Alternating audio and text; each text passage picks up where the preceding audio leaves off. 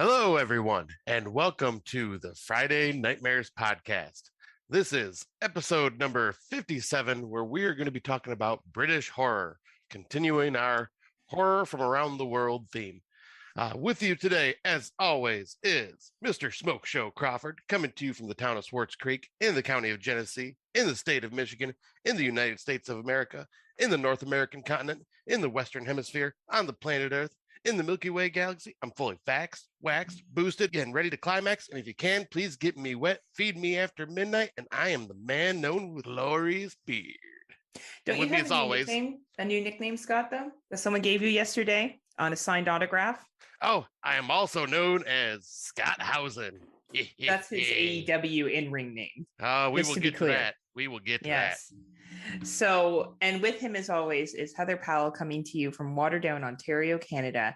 Getting ready for my trip to the UK. Thank you, Scotty, for I guess like somehow I decided that this is just what we were going to do, was pick apart all the countries of the UK, plus all the films are in English, so you can watch them at work. Right, makes it a lot easier. That was the other thing too.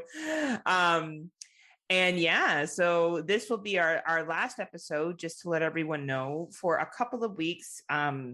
Scott and I will not be recording again until the weekend of May 21st, 22nd. And then Scott will release that a week later. So that will be May 27th. So there'll be about 3 weeks or so with no episodes, just with me being away for 2 weeks. And then obviously needing a week to come back and watch the films that we would be talking about for our next episode. And also figuring out our theme and all that. Yes. And all that kind of jazz too, which I'm sure I'll have lots of time to think about. But yeah, so thank you for listening. And if you don't hear from us for a couple of weeks, we will be back. This isn't like controllers up, cards down. I run this show, not Scotty. So it means that it will return. So we look forward to touching base with all of you again at the end of May. But in the meantime, we do have lots to share. As we talked about before, Scotty came up here last weekend. Sure did. For my birthday. And we went to Niagara on the Lake. And we went to the oldest inn in Canada, which is only 200 years old. We had some drinks and we went looking for the ghost, and neither one of us saw him. Unfortunately, I went down to the basement where he's supposed to be haunting, and even just said, "Hey, I'm American. Come on out, say hi." Nothing. But you know what? Not all Americans get along with other Americans, so I get it. Right. And you know, of course, like whether you believe in ghosts or not, I find that basement creepy as fuck. I hate being down there. As hell. Oh my God. And like the best part about this inn is it's still built relatively, like you can tell that people were smaller during that time. We were beside the loudest table known to man. Oh my God. It was Good Friday, and here in Canada that's basically a stat holiday, so restaurants are open. We also went for all you can eat sushi and ate like fat whales like we like to do when we go to our all you can eat sushi. Oh, it's so good. So good. And you know, so like a lot of people, it's party time, right? And this is the first April in 2 years that Ontario has not been in lockdown. So this is the first time people have been able to go out on a Good Friday in literally years. So I think everyone is out in fine form. A real treat is that Scotty and I watched a 2022 together in person. Yes, in person. It's been literally years since we've done that as well. We've watched them virtually together. Yeah. I was saying, actually, I think the only one we ever watched that was like in that year was Gretel and Hansel. You're right. Well, I think you're right. We did do the couple of the Into the Dark Hulu movies too, actually. I forgot about those. And I think the year that Color Out of Space dropped. Yes. Shit. Okay. We did have, but not many. Like that's still like we're trying to go back in time. You and I like to literally 2.5 years ago, Scott. Yeah. Right. To think about what we watched, and yeah, like it's crazy. We still haven't been to the movie theater yet in a long time together. Gretel and Hansel was our last movie watching experience, but I like going to the movies in the States because the popcorn is like ridiculously big. Everything's ridiculously big, and go big or go home in America.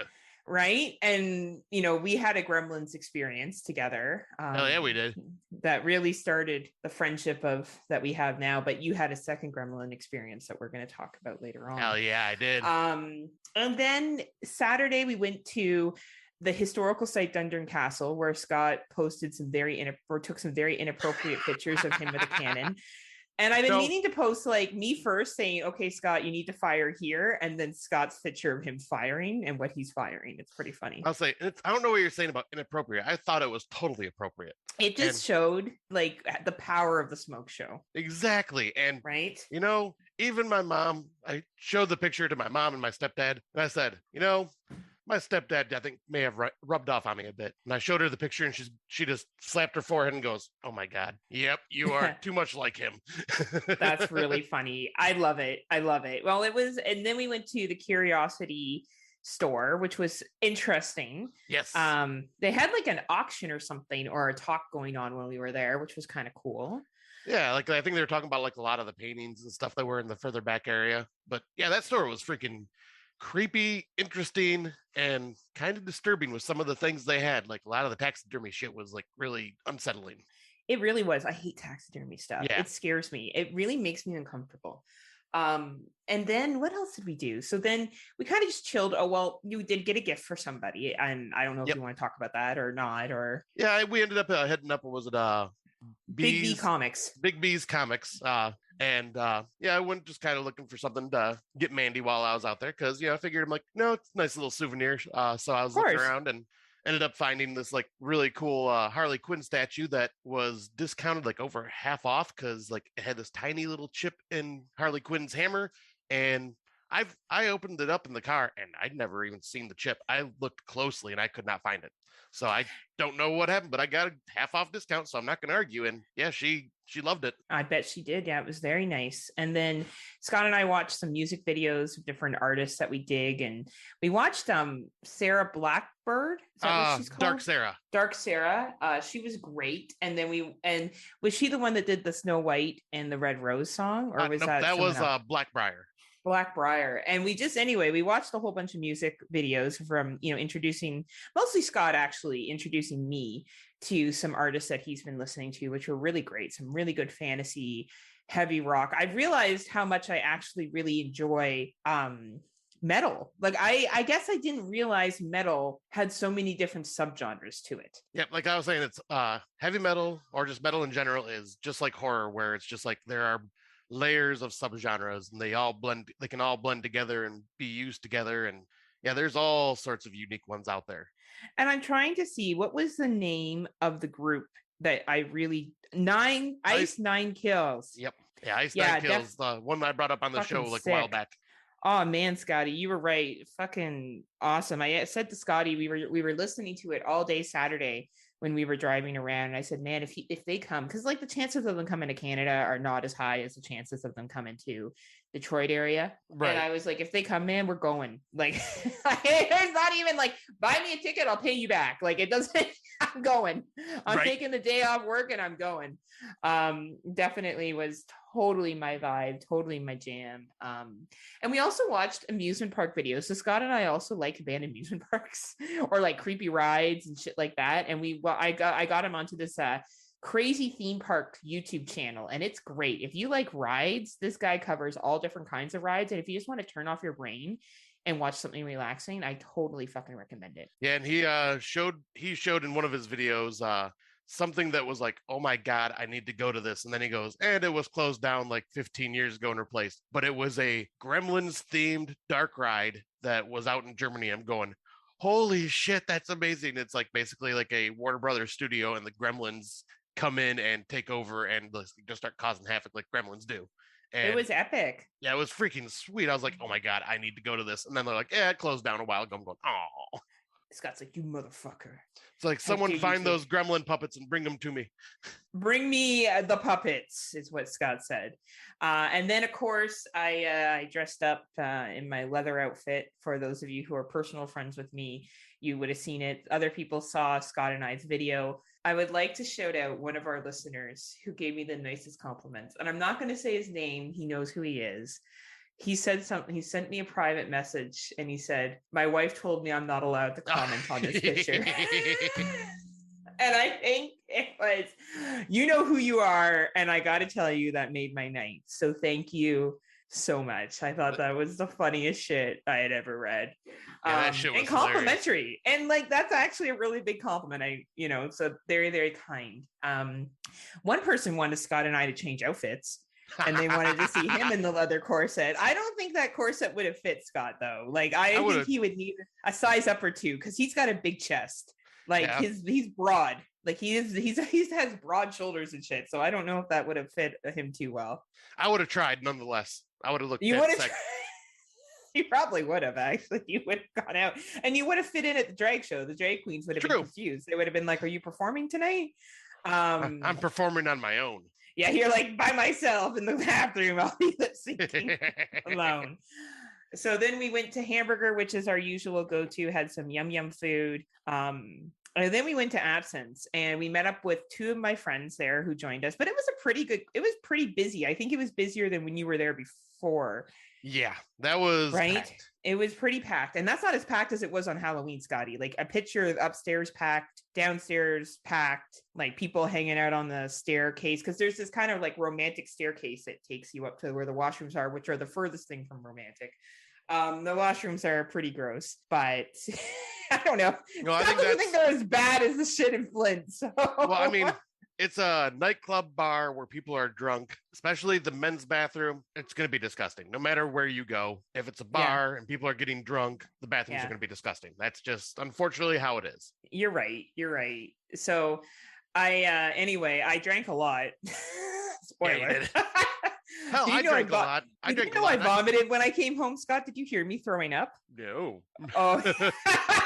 I had a feeling you might have had to the next morning. I didn't expect it that evening. Oh yeah, that night. So anyway, Scott can retell his part of the evening, but this is what I remember. I remember showing up. I remember my friends coming. I remember a couple of drag queen performances. I remember grinding to Getting Dirty by Christina Aguilera and making George record me on his phone. Me dancing. Then there's a lot of blackness. Remember. And then I remember Anne leaving and me telling her to text me when she got home. And then I remember us smoking a joint outside. And that's when things turned. I don't remember much after that. Yeah, because I was in and out a lot because I was getting a lot of social anxiety because I haven't been in a place that was like that packed and with that loud of music, and the bass was really getting to me. So I was like, it was loud. So I had to step outside quite often. And but no, like all I know is you were on the dance floor majority of the night. Oh, was I? Okay. Yep, you and George were out there a lot, and then was Amber and Dave out there a lot? Yep, Amber and Dave were out there a lot. I was just gonna say that. Your two work friends were there. I can't remember their names. Brittany and Jeff. Yeah, Brittany and Jeff, and they were. I think Brittany was on the dance floor. Jeff was kind of sitting back and just chilling. Yeah. But yeah, my experience most of the night was people watching outside because, good Lord, there were some interesting folk outside. Oh yeah, Hamilton's full of the finest people, Scotty. Well, most of them were from the club and just having. Oh, nice. Yeah, they were just out there, just getting. They were hammered or smoking weed and just like. I was just shooting the shit with a lot of interesting people out there. And then, then there was like some homeless guy walking around who asked me for money. I'm like, sorry, dude, ain't got shit. He went up to the ladies next to me who were out there smoking, asked them, they had no money, but they gave him a smoke and he walked away. But while that was going on, there was a cop across the street looking at a car that must have been like parked for too long or something, or illegally parked, because he was taking a picture of the license plate and taking a picture of a couple of more things on the car. And while he was doing it, he's standing there. You can see he's like using his phone. The homeless guy is walking down the road. All of a sudden, he turns around and goes, "Are you fucking filming me? Motherfucker, are you fucking filming me?" And started like just raising his shoulders and like started walking towards the cop. And the cop's going, "Dude, chill the fuck out. I am taking pictures of this car." "That's right, you better be." He's like, "I can film you if you want me to." "Oh, that's why I'm getting pissed. You're fucking filming. Don't you fucking film me." Cop's going, "Dude, get the hell out of here." And the dude just like stormed off, like screaming, "Fuck you, motherfucker." Just like, I'm going, good old city life. Just wow, Scotty, look at you. I was too busy trying to get dirty and rowdy like Christina Aguilera on the fucking dance floor. no, But I'll say, being someone that is kind of a smoker, either like cigars or vape or whatever, I always find the more interesting conversations and things like that happen outside of venues, because that's where you have the people that do step outside to cool off or to smoke a joint or to smoke or whatever. yeah. And it's a way to just kind of bond with some other people a little more quietly and intimately. And it's a way to meet new people. Yeah, that's a good way to look at it. I though I had this, the last thing I remember, Scotty, before I left the bar, was I was pretty drunk and high. And I'm walking towards the bar to get a drink of water, and this young lady falls in front of me, and I'm helping her up. And this 35, he said he was 35. We met him outside, the creepy bald dude that was talking to us. Yeah. Is trying to intervene. He's like, I dropped her. And I'm asking her if she's okay. And he's trying to intervene, and I push him, and I'm like, I'm talking to her. Like, dude, you don't want to fuck with me. You probably don't want to fuck with me when I'm sober. You're probably not going to want to do this when I'm drunk, because she was obviously very inebriated like I was. So I'm trying to like make eye contact with her because I'm hammered, but I'm like, are you all right? Is this okay? Because she's like, no, it's fine. It's okay. He's just buying me drinks. It's all good. I'm like, are you sure? Because I can tell she looks maybe 21 years old, and this dude is not 35 like he said he is. He's definitely more like 45 or 50. And that's fine. You know what? As long as it's consensual, I don't give a shit about the age gap. That's not what I'm concerned about. What I'm concerned about is it being consensual. So anyway, and then Jeff came over, Brittany's husband, and he's like, it's a big dude, right? He's like, everything okay? It was great. And Jeff and I like ready to fuck shit up. But yeah, so George's dad picked us up, was just very kind. I could barely put together a sentence in the cab. I could barely talk. And I threw up and passed out in my clothes on my bed and woke up at 6 to feed my dog and had to get changed out of it. Yeah, wow. You went to bed. I don't even know what the fuck happened to you, Sky. Yeah, because I had it like surprisingly, I drank a lot, but I was not like wasted. Like I was like I had a buzz the whole time, but I was not wasted. And I drank a lot. Like I'm thinking that I drink like I'm thinking they must not have made the drinks strong because they wanted you to buy more or whatever. Oh man, I don't know. They were pretty strong for me, Sky. Well, you were also drinking a lot of ciders doubles? And things like that. And were you doing doubles too? I think people were like, because I got the promoter bought me at the club, bought me some drinks because I buy him drinks sometimes, and I think he bought me a double. Yeah, okay, that makes more sense because I wasn't doing any doubles with mine, but I was doing like cranberry and vodka and stuff like that. And like, yep, I was like, I had a nice buzz, but I was not like wasted. I could still talk and think coherently, but by the time we got back, though, I was exhausted and crashed because I knew it was like 2 a.m. Yeah, by the time we got home, it was after 2. Yeah, and I had to also get up early because I had a drive ahead of me. Plus, it was Easter Sunday, so I had a family thing to go to, so I had to make sure to get home in time for that. Yeah. So yeah, it was. So yeah, I came home. I think I went upstairs, threw on my gym shorts, and passed the hell out. Yeah, I bet you did. It was a fun weekend. It was definitely our typical. We only went live once, and I think a lot of that had to do with the fact that I wasn't feeling the best on Saturday. Yeah. I was a little under the weather, but we still partied through, and I would say had a pretty good time. And it was nice to be able to go out and celebrate my birthday after 2 years of lockdown, which it isn't the biggest deal in the world. But it was nice to be able to get out and do things and have fun again. And yeah, it was a really fun time, even though I made some very, very poor decisions. And because of that, I didn't drink much this weekend. I was in bed by 10:30 last night, Scott. Wow. Yeah, you can hear Mickey barking away. He's like, yeah, Mama, you're a loser. But yeah, I was definitely done. And especially with my big trip coming up and the amount of drinking I'm probably gonna end up fucking doing in the UK. Not so much in Ireland, but definitely when I meet up with Mark and people and Kate and Matt. Yeah, I was gonna say, God. Kate and Matt, you're in trouble. Oh man, I'm gonna be making poor decisions left, actually, right, and center. I don't know who's in trouble. I don't know if you're in trouble or if they're in trouble, but I think we're all in trouble. I think. Hold on. Mickey wanted in the room and was upset that the door was closed on him. I think we are all in trouble. I think there's going to be bad times all around. So But yes, I'm very excited to see them. And also, we recorded with Kate and Matt. That was a pretty big blast, was it not? That was an amazing time. So yeah, like Kate and Matt, thank you guys for having us on because that was a ton of fun. We ended up, gosh, I think we recorded for like 4.5 hours or whatever, but it didn't even feel like it. And it was just because that was the first time we've all recorded together. We've recorded with Matt, obviously, but that was the first time we've worked with Kate, and like the two of us and then the two of them combined together. Oh man, so many freaking jokes, so perverse, and just so much fun. And we'd actually did some pretty good deep dives on the movies that I didn't expect to deep dive for a certain film, but we did go into it pretty well. And I'm like, but yeah, we had a lot of fun. We definitely had a lot of fun. Please check out their podcast. It's The Eternal. Fuck, Scott, you say it. The Eternal Darkness of the Not So Spotless Mind. Bam. Kate is editing it today. She messaged me this morning because we're trying to make up plans for when I go out there. And her and I and Matt make poor decisions. I don't think it'll be as poor as the decisions I made on my birthday. I don't think I'll be like, there's every couple of months or so. Scott knows when this happened. This was the first time he was physically here for it, though. Yeah. There's been a handful of times over the last couple of years where I have got beyond intoxicated and not like, there was Halloween 2020, New Year's 2020 going to 2021. Was there anything last year? Yeah, so Devil's Night 2020.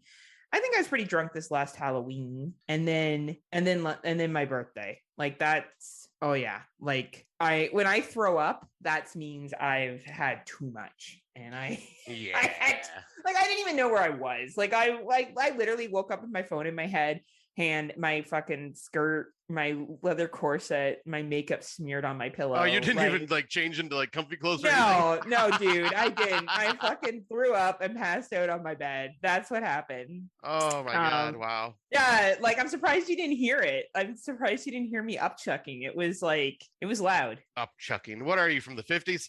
Oh man, I was definitely vomiting my fucking guts out because had too much to drink. And then the weed, honestly, the weed fucking like it pushes it over. When you drink that much and then do that, it always pushes you over the edge. Like I know for everybody. Yeah. Right. So that will be, I'm not due to make any poor decisions like that for at least another 6 months. So we should have some time where like the other time is when, remember when you were locked down? Well, it wasn't really locked down, but the borders were locked down. It was Amber's birthday and you and I were doing videos back and forth. You were with Adam. Oh God. We were doing... Oh my God. That day we recorded and we sounded like we were fucking dying. Yeah, because we were both just like, why did we challenge each other back and forth on these videos over and over and over again? It's like, oh my God. Because I don't think you realized how much Adam and I could drink. And I don't think we realized how much you and your ladies could drink. So we're doing the video thing, challenge each other. Like, oh yeah, one of us is going to stop at some point. No, we just kept going. Oh, that was bad decisions as well that night. But anyway, here we are. So as we move into our 2022s, honestly, I hate to say it because I don't want to be that person. Nothing's overly stood out to me this year. Like a handful have, but nothing has really rocked my world. A couple have been really, really entertaining, but I don't know. I'm still feeling like 2020 was my favorite year so far. There were so many films I liked in 2020. Yeah, there is one that everyone's been talking about that I have not had a chance to watch yet, but and it sounds like right up my alley, and that's The Sadness. Because that one just sounds vile. Some stuff Scott's sex life. That's oh God, no, no. Oh no. Well, let's not go there. No. From what I've heard. Oh really? Let's not no. Hold on, now I want to Google it. You talk about it for a second. The Sadness. Yeah, because I haven't watched it yet, but it's basically a zombie film. I think it was Taiwanese, but pretty much everyone said it is like probably the most vicious, uncomfortable, vile thing they've seen in a long time. But these zombies. So yeah, your sex life. No. Like there's shit where like zombies are sexually assaulting people. There's zombies. That's true. You wouldn't do that. Yeah, there's like zombies killing people and then skull fucking their head.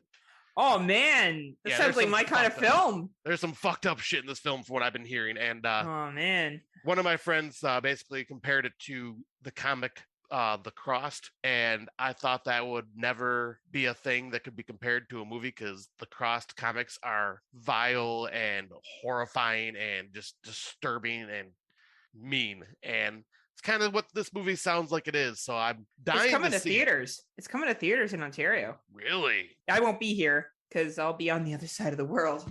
You know what? Wow. Maybe if I got nothing to do in Dublin one night, maybe I'll go see the movie. Hey, there you go. I'll be shocked if it comes to American theaters, like a full theatrical release. I don't think it's full Canadian. It's select ones. It's actually in population groups where there's more multiculturalism, probably because there's more, people from different backgrounds will go see different films because it is a Thai film. But yeah, our Taiwan film. But yeah, it should be interesting. I have to check it out. Yeah, I know it's on our good friends Plex, so I'm hoping. So I will be watching it before our next. We record again. I'll watch it, and then I'll have to remember it 3 weeks later. It'll be great. But we'll start off now. Scott, have you watched any of these films? There's only 2 on this list. I have really slacked off with 2022's this last couple of weeks, mainly because work got busy, and I also fell down a rabbit hole of found footage films because I found this list of the best found footage horror films that are on Tubi, and so I was going through that list and watching ones I have not seen. So translation, I'm the only one that takes this seriously. Scott does not. Exactly. Scotty needed a break from the just bland 2022s that have been coming out. Oh, they are bland. It's like fucking white rice all around. Anyway, all right. All right. We'll start with number 1 is Umma. This movie is an 83-minute runtime, and it stars the famous actress Sandra Oh, who is always a pleasure to see, actually. This is probably one of the better 2022s to come out this year. You got Sandra Oh in a film. You're not going to go wrong. She's a fucking awesome actress. A mother's love never dies. Amanda and her daughter live a quiet life on an American farm, but when the remains of her estranged mother arrive from Korea, Amanda becomes haunted by the fear of turning into her own mother. Kind of a mixture of a ghost story, I guess you could say. The runtime of 83 minutes is fine. It doesn't overstay its welcome. It moves rather quickly. I think this is a great film. I think it's well acted. I think it's suspenseful. I don't think it's overly shocking. It does anything really, really new for the genre, but I think the performances is what really sells this film. It is available on Microsoft Store, Vudu, Spectrum On Demand, DirecTV, and AMC On Demand. Next one, Hunting Souls.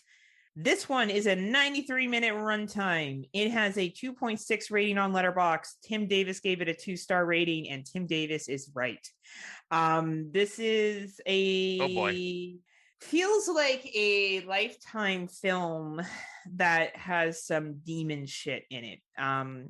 Haunted Souls is a story of an American couple who are dealing with their, I should say, for Umma, a $3.99 rental is definitely worth it. $4.99 or $5.99 is a high quality film. It's a film that you should watch this year. Okay. Hunting Souls on the other one, which is about, it's a story of an American couple who are dealing with the hardships of caring for their sick child, and they discover they are being haunted by a demon, is not worth a rental. Honestly, the acting here is very wooden. It's not overly believable. Some of the dialogue is just fucking painful. Like, it's just really, really hard to sit through. I didn't even think it was a great procession film, and the ending is just dumb. It's a really dumb fucking ending. I don't really recommend it, but if for some reason you're a completist and you like to watch all the procession films that have ever been out there, you can check this one out on iTunes, Google Play, Microsoft Store, or YouTube. Next, we have, you haven't seen this one yet either, have you, Scotty? Nope. And guess what? You're not going to want to. This movie is called The Institute, and it is, I think it's about an 85-minute runtime. It's basically about a young couple struggle with fertility, and they go to an institute to help them, through homeopathic remedies and other such things to get pregnant. And they are obviously, the institution is not what it seems.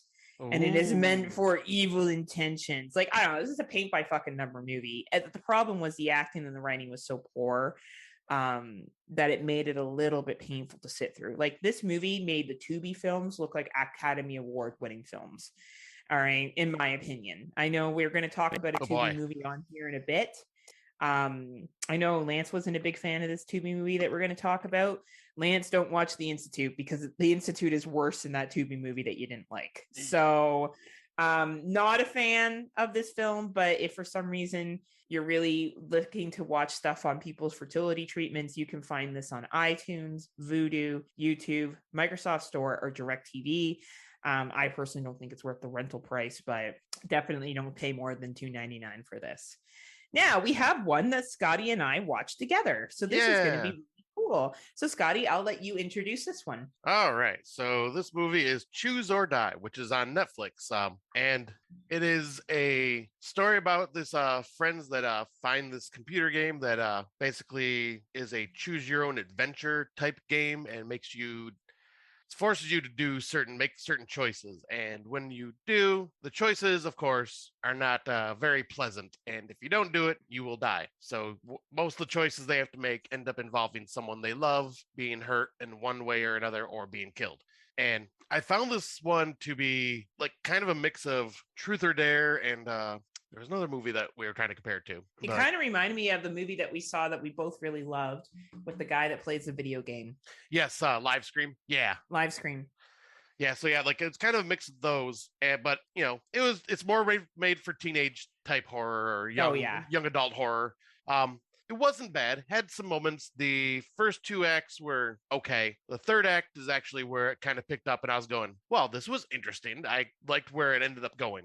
Yeah, I found this to just be a fun, like it is one of those movies where you can just sit back and watch it with like some drinks and some friends, because we were talking over top of it and drinking and you know just having fun. And yeah, it was a good movie. Like, I mean, not good movie, but it was a good movie to sit there with friends and watch. Yeah, like the three of us sitting there with Scotty, George, and I, it was fine. Like George enjoyed it too. And, you know, it was like, I don't know. I kind of put this in the same realm as when we were kids and watched Final Destination and shit like that. Yes. And, you know, Idle Hands and shit. Like, it's a teenage film. Yet again, this is meant for teenagers of today. And I thought it was fine enough. I thought the third act for me made it better. I did really enjoy the third act. I thought the conclusion was really clever, to be quite honest with you. But what I think if you have Netflix, check it out. It's an 85-minute watch. And if you're just looking to put on something that's simple, easy to digest, it's easy to watch. Is it like the best film of the year? Of course not. It's definitely not. But if you're looking for something that you can just throw on the Netflix, chill out to, maybe you got a teenager at home or someone that's maybe interested in getting into horror, maybe they really like video games and the nostalgia of like 90s Carmen Sandiego and Oregon Trail and Doom, then fucking put this movie on and you'll have a good enough time with it. Is my thoughts on it. Yeah, it's about pretty much how I'd feel about it too. Like it's on Netflix, so it's worth watching. Like it's not going to make anyone's list, but it's fun. You know, and it kind of reminds me, like Netflix has come out with like There's Someone in Your House last year. People shit on that movie. It was meant for fucking teenagers. Fuck sakes. Like it's meant for teenagers of this generation. Stop shitting on this generation. People shit on our generation. People shit on the generation before that. Just let people like what they like, man. Yeah. Like it's a teenager film. If you want to watch it, turn off your brain and just have a good time. Have you seen this next one? Nope. The only one I've seen is the very end of this list. Okay. So the next one is called The Cellar, and this is on the Shutter in Canada anyway. And I think it's on the Shutter in the United States too. I think you guys have access to this one. Have you checked it all? I have not. I don't recognize the name of this one. Okay. Letterboxd says that you guys have it. So we'll see. This is a 94-minute runtime, and it's starring Alicia Cuthbert, the heartthrob. Oh, wow. George was the one that recognized her. I did not recognize her. But he recognized her. He's like, I know her from somewhere. And like, he's like, I think it's Alicia Cuthbert. I'm like, really? It is? And of course she's, looks different because she's no longer fucking 20 years old. Right. Like, she's aged. What movie is this though? Like, I don't think you say the title. The Cellar. I did. Okay. It said The Cellar. Oh. It's a 94-minute run time. She stars in it, and I don't know, some other random people. No one else that I think most people would know.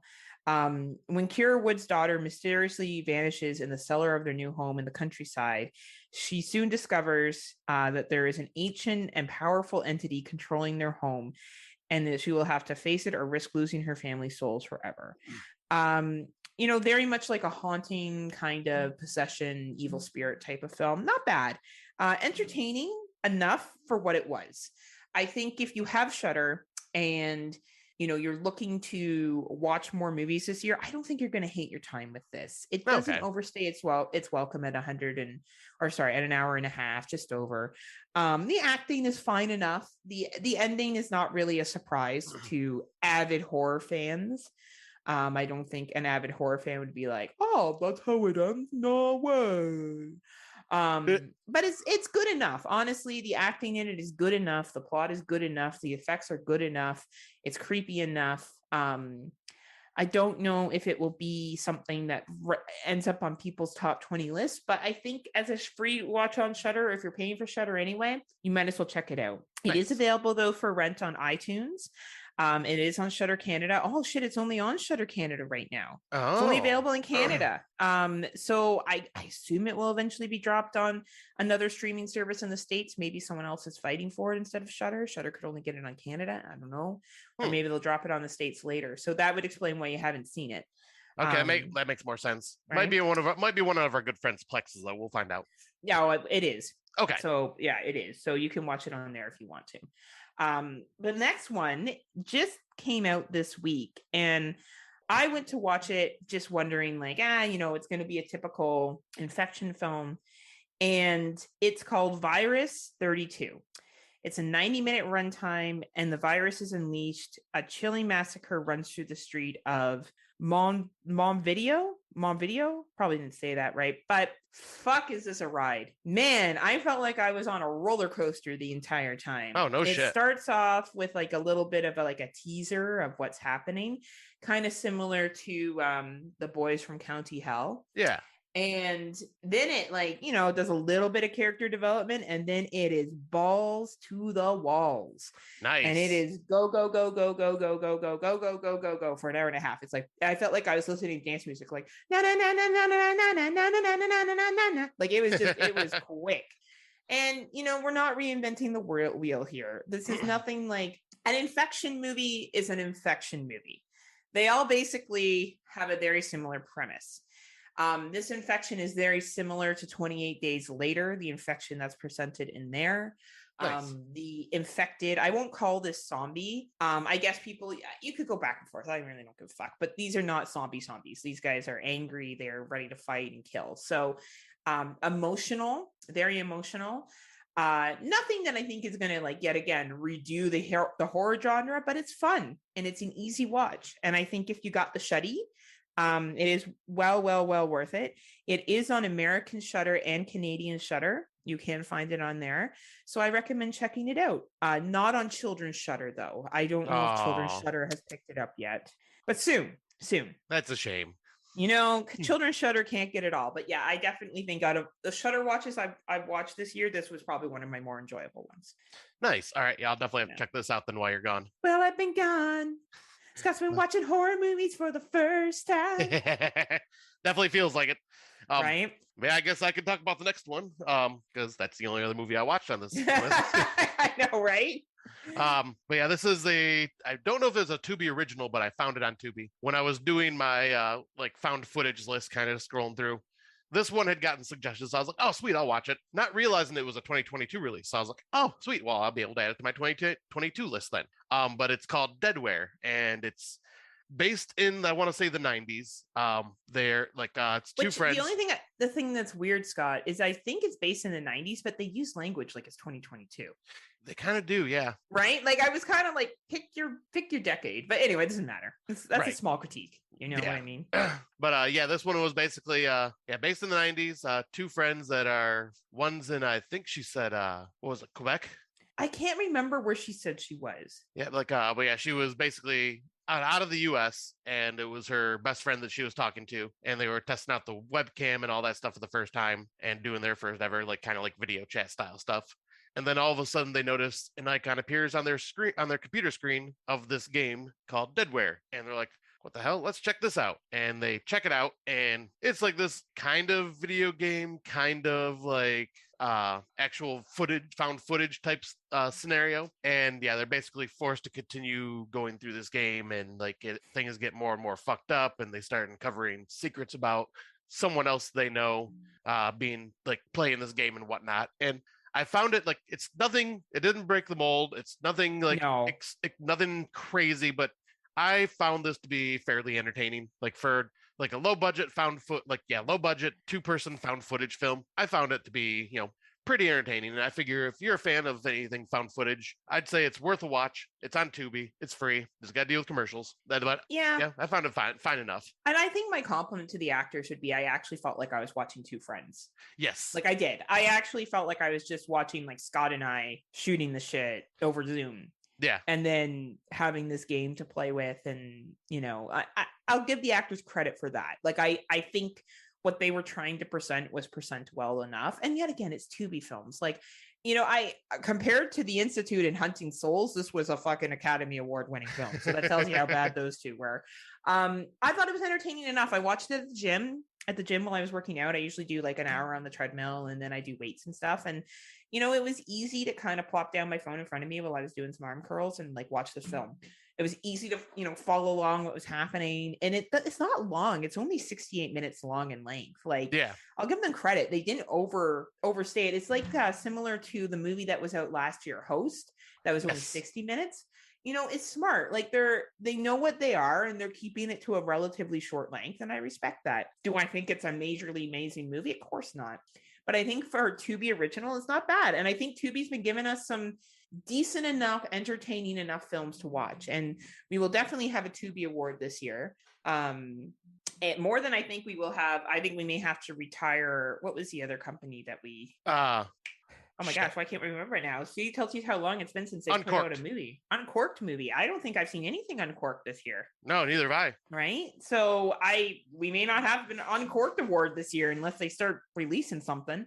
We'll have to go to their website and see what an Uncorked films are that are coming out. But yeah, I would say if you got Tubi or Amazon Prime, it's on as well, and you feel like watching like video game horror, it's fun. Go in with low expectations. Probably have a good time. It's free. So yeah, that's pretty much how I'm at. Like, yeah, just it's easy watch. Like you said, 68 minutes. You're not going to lose a lot of time to it. I know Lance Langford from the Horror Returns. I told him, I'm like, because he was asking for suggestions, because he always comes to us for suggestions. And you suggested this to him? Well, because he was asking him, he's like, anything now Lance isn't going to listen to our show anymore. But he asked, he's like, is there anything new that I haven't seen yet, or anything recent you guys watched that you would recommend? And I'm going, well, I kind of mildly recommend this. I was like, I just watched it. It's fine. It's nothing blow your mind, but yeah, he hated it. But Lance also has different tastes than I most of the time. What Lance also hates? The escape room. And who hates the escape room? That's true. Lance. Angry Texans hate the escape room. Angry Texans. You know what though? Him and I are on the same page with the Pet Sematary remake. Yeah, like, I'm okay with it. I liked it. I know. Like, don't worry, Lance. We don't care what other people say. It's me and Lance against the world. That's what it is. Lance Lanford from the Horror Returns podcast. Please check them out if you haven't. Himself, Brian, and Phil, and I don't know, whoever else they have on there randomly sometimes, is an exceptional show. So please check them out. So yeah, let's get into our older watches. So Scott and I have watched some older watches. Scott went on his found footage binge and recommended to me Capture Kill Release 2016. And when I first saw the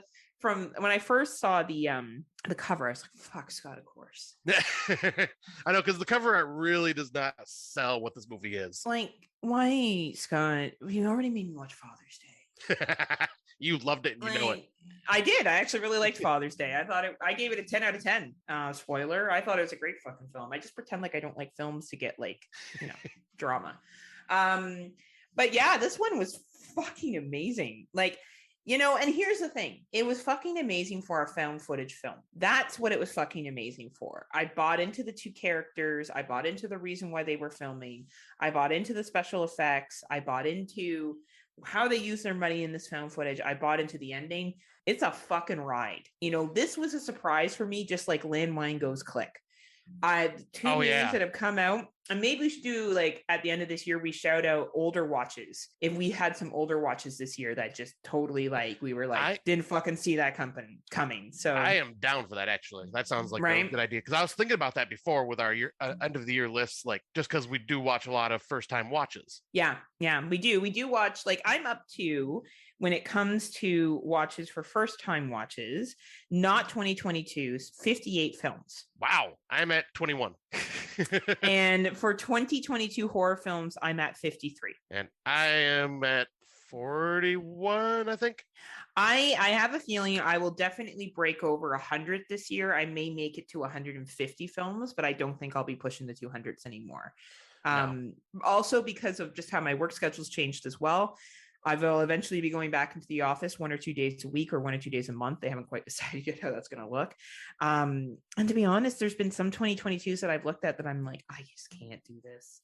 Like, I just know that it's not going to be a film that I'm going to enjoy. But I think 53 is not bad to be at for this point. I've seen enough stuff that a lot of other people haven't seen, and I always enjoy that. Get your not horror as much cred. as Mark, not as much as Mark Nato, but like it's up there. And but in terms of first time watches, I always enjoy my first time watches that are from other years, and I feel like I really have kind of started to like educate myself a little bit more. But anyway, this film is great. It's available on Tubi, United States and in Canada, and it is fucking dark. So just go into this knowing it's a very, very dark found footage. It's basically about a couple that fantasizes about killing someone, and when it actually comes time to, things do not go as planned. And we'll just leave it at that because I think it's a movie to be watched. It will take you about 2 hours to watch it with commercials on Tubi, but totally worth your time. Yeah, because this is one that was on my list that I think it was the Dread Central list that had suggested this. If I remember to, when this episode comes out, I will see if I can find that list and put it up on our page too. Because it's got some very interesting found footage films on there. And yeah, Capture Kill Release. I watched it. I was so invested in the story. Like, I believed the characters, like the boyfriend and girlfriend. They weren't husband and wife, I don't think, but yeah, I think they were just boyfriend and girlfriend. I wasn't sure. It doesn't matter. They're in a committed relationship. They have a house together.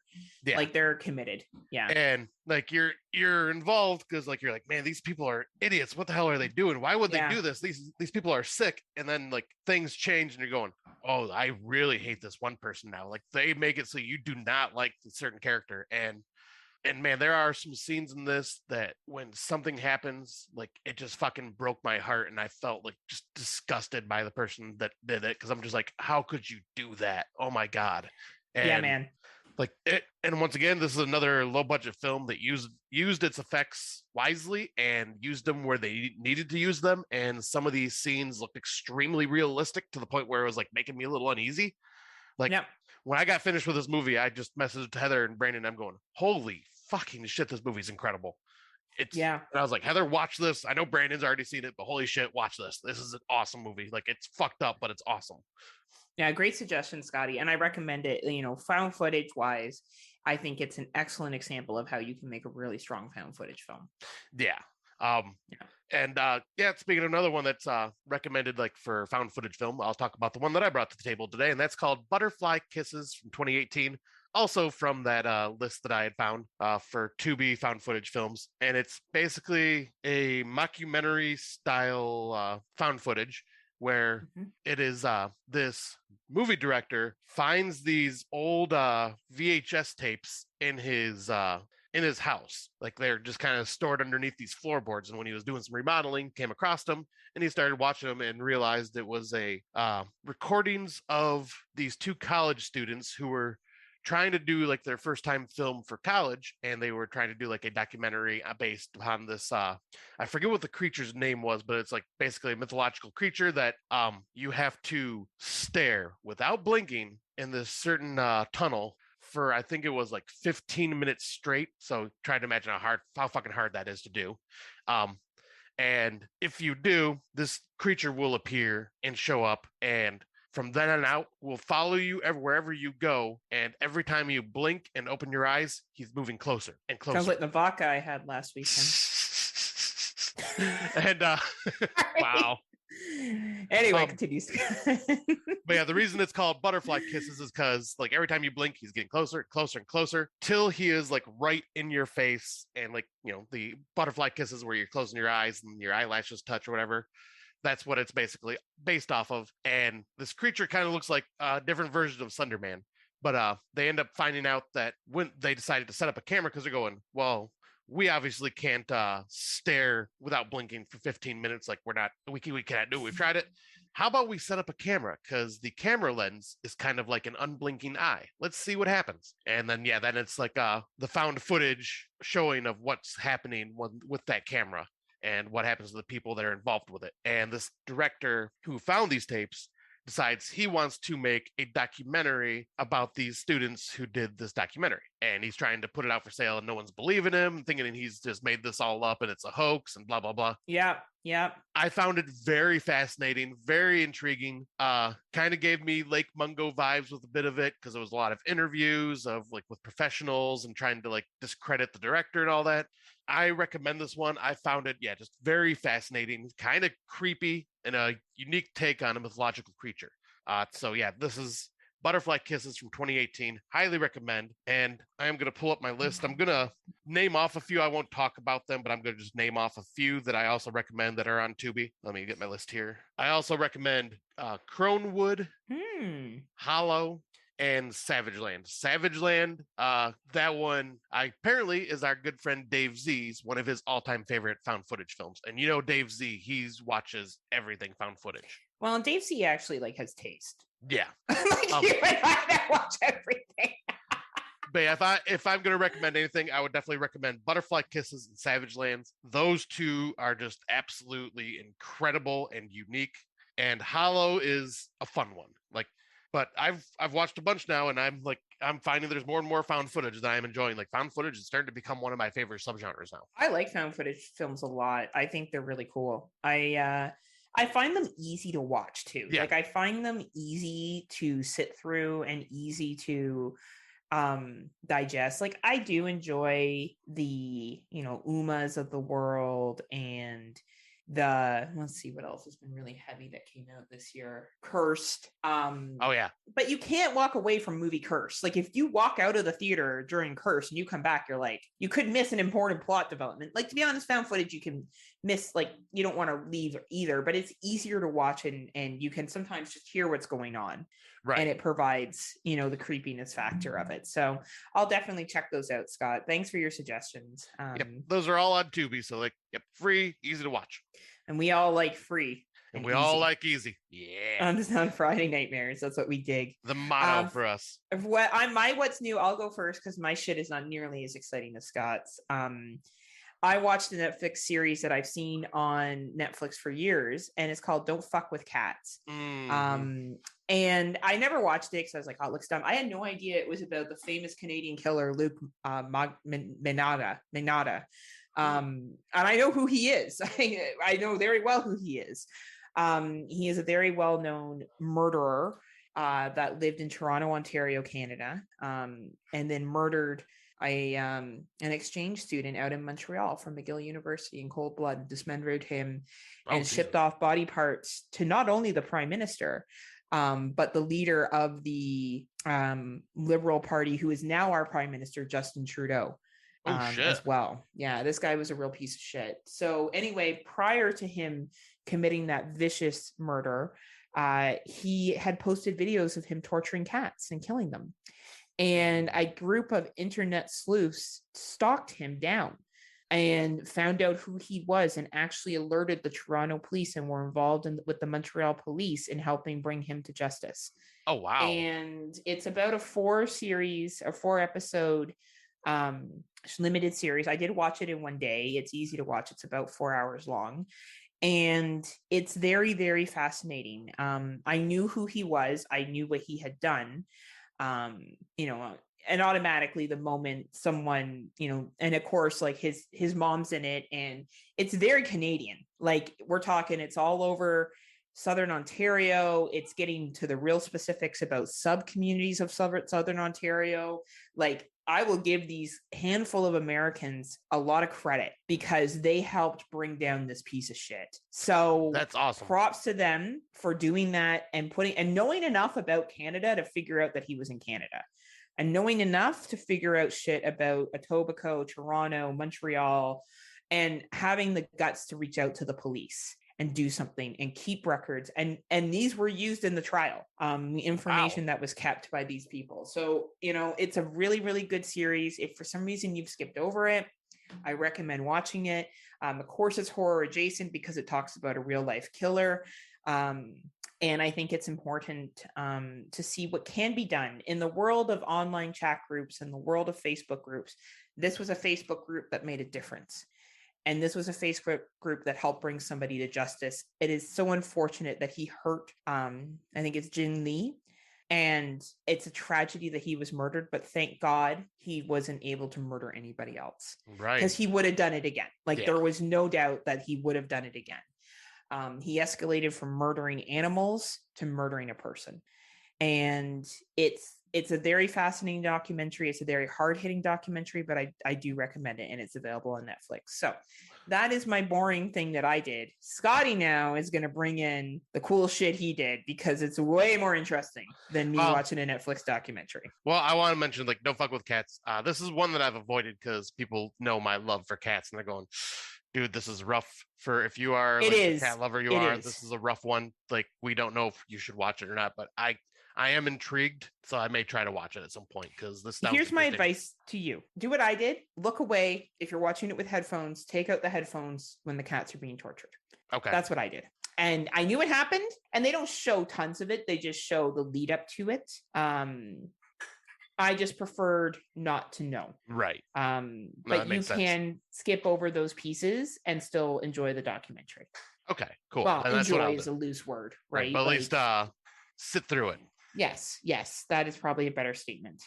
All right, so yeah, I will definitely have to check that out, because I did not realize exactly what it was about. All I knew was the torture of cats was involved. I'm going, okay, I'm good. But yeah. But I knew there had to be more to it, because obviously it's Netflix, and Netflix isn't just going to put out animal torture videos. So I knew there had to be more. But yeah, I'll check that out. But yeah, so what I brought to what's new today is definitely something a little more unique that we have not talked about in a while, and that is Astronomicon 5. I went to the 5th year of Astronomicon, which is a horror, wrestling, pop culture convention. Heather and I went to this back in 2020, February 2020. Back in the day. Yes. Back then, it was in Novi in Michigan at, I think it was the Sheridan Hotel or something like that. But it was, they were only on their 3rd year, and this place was packed. Like, we were packed in sardines at that time. And we were talking about they really need to get a bigger venue, because this is way too many people in such a small area, trying to funnel through. We could barely even walk. It was insane.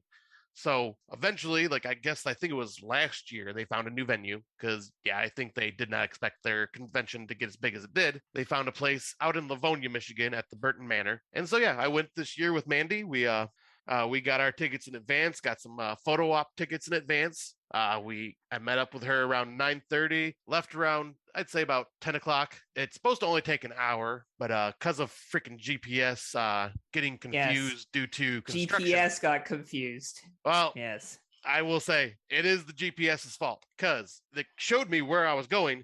It never told me to turn off the expressway. So I kept driving. It just never said anything. And you could hear it say, make that weird sound when it's trying to reroute. And so I'm like, what the fuck's going on? So I look down, and yeah, I'm driving right past every exit on the expressway, because it's in a 1-lane construction zone, and GPS is not saying a damn thing. So I'm going, fuck, all right, I'm going to try this exit and see what happens. Take the exit, and it starts working again. Going, okay, turn left here. Next thing you know, I'm a half hour past the damn convention. So we had to backtrack and come all the way back down these really shitty roads that were just because it's Michigan roads and no one fucking take care of them. Finally get there. I think we got there at about 12:15. Get in line, go smoothly, because obviously we bought our tickets in advance. But yeah, walked in. This place was massive, nice. So much fucking space, and there was an insane amount of people there. They are just getting bigger and bigger each year. So many awesome cosplay outfits. Due to it being wrestling, horror, and pop culture, it's kind of a weird combination. But the reason is because the band Twisted hosts it. And Twisted is all about wrestling and horror, and have made friends in a lot of the pop culture areas. So they have a lot of pull and get a lot of cool people. The celebrity guest lineup this year was really freaking awesome. Mandy got super excited because Kevin Nash, X-Pac, the Steiner brothers, Papa Shango, the Godfather, all of them were there. Scott Hall, aka Razor Ramon, was supposed to be there, but ended up having to cancel due to hip surgery. And then we all know what happened there. He ended up passing away. Yeah. But yeah, there was all those wrestlers, and then Danhausen from AEW was there, and of course, I fucking geeked out when I heard that. But then for the other celebrities, the big pull was Corey Taylor from Slipknot, Stone Sour, etc., and like the In Search of Darkness documentary. He's been in a couple horror movies now too. That was their big pull, and it was a wise move because holy shit, did that bring the fucking crowd in. But they had Nick Castle from Halloween playing the original Michael Myers. They had Danielle Harris. They had Scout Taylor Compton. They had Tyler Main. They had Peter Dante from the Adam Sandler movies. Peter Stahansky from the Super Trooper film. Bill Moseley. And of course, my bucket list celebrity that I had to freaking meet, Zach Galligan from Gremlins. So yeah, when we got in, first thing we did is we just kind of did our first quick round because we had a photo op with Kevin Nash at 1:45 and it was 12:45. So we're like, all right, we probably won't be able to get through the whole convention before we have to go get our photo op. So let's just kind of do a quick walkthrough. Realized Kevin Nash's line was starting to get long to meet him in person and get a selfie and everything. So we're like, fuck, let's just jump in right now because I have a feeling this line's going to get longer. So we're just chilling there, Mandy and I just hanging out. And I look over, there's fucking Zach Galligan, not even like 10 feet away from me at his table. One person in line. I looked over Mandy, I'm going, I'll be right back. I fucking jumped out of line, ran right over to him, and did exactly what I had a bad feeling I would do and go, I like you in Gremlins. Duh. I don't know what to say. I was like, Gremlins is one of my all-time favorite movies, and I've like, this has been my goal to meet you. And Zach Galligan looks at me and goes, dude, you need to have better goals.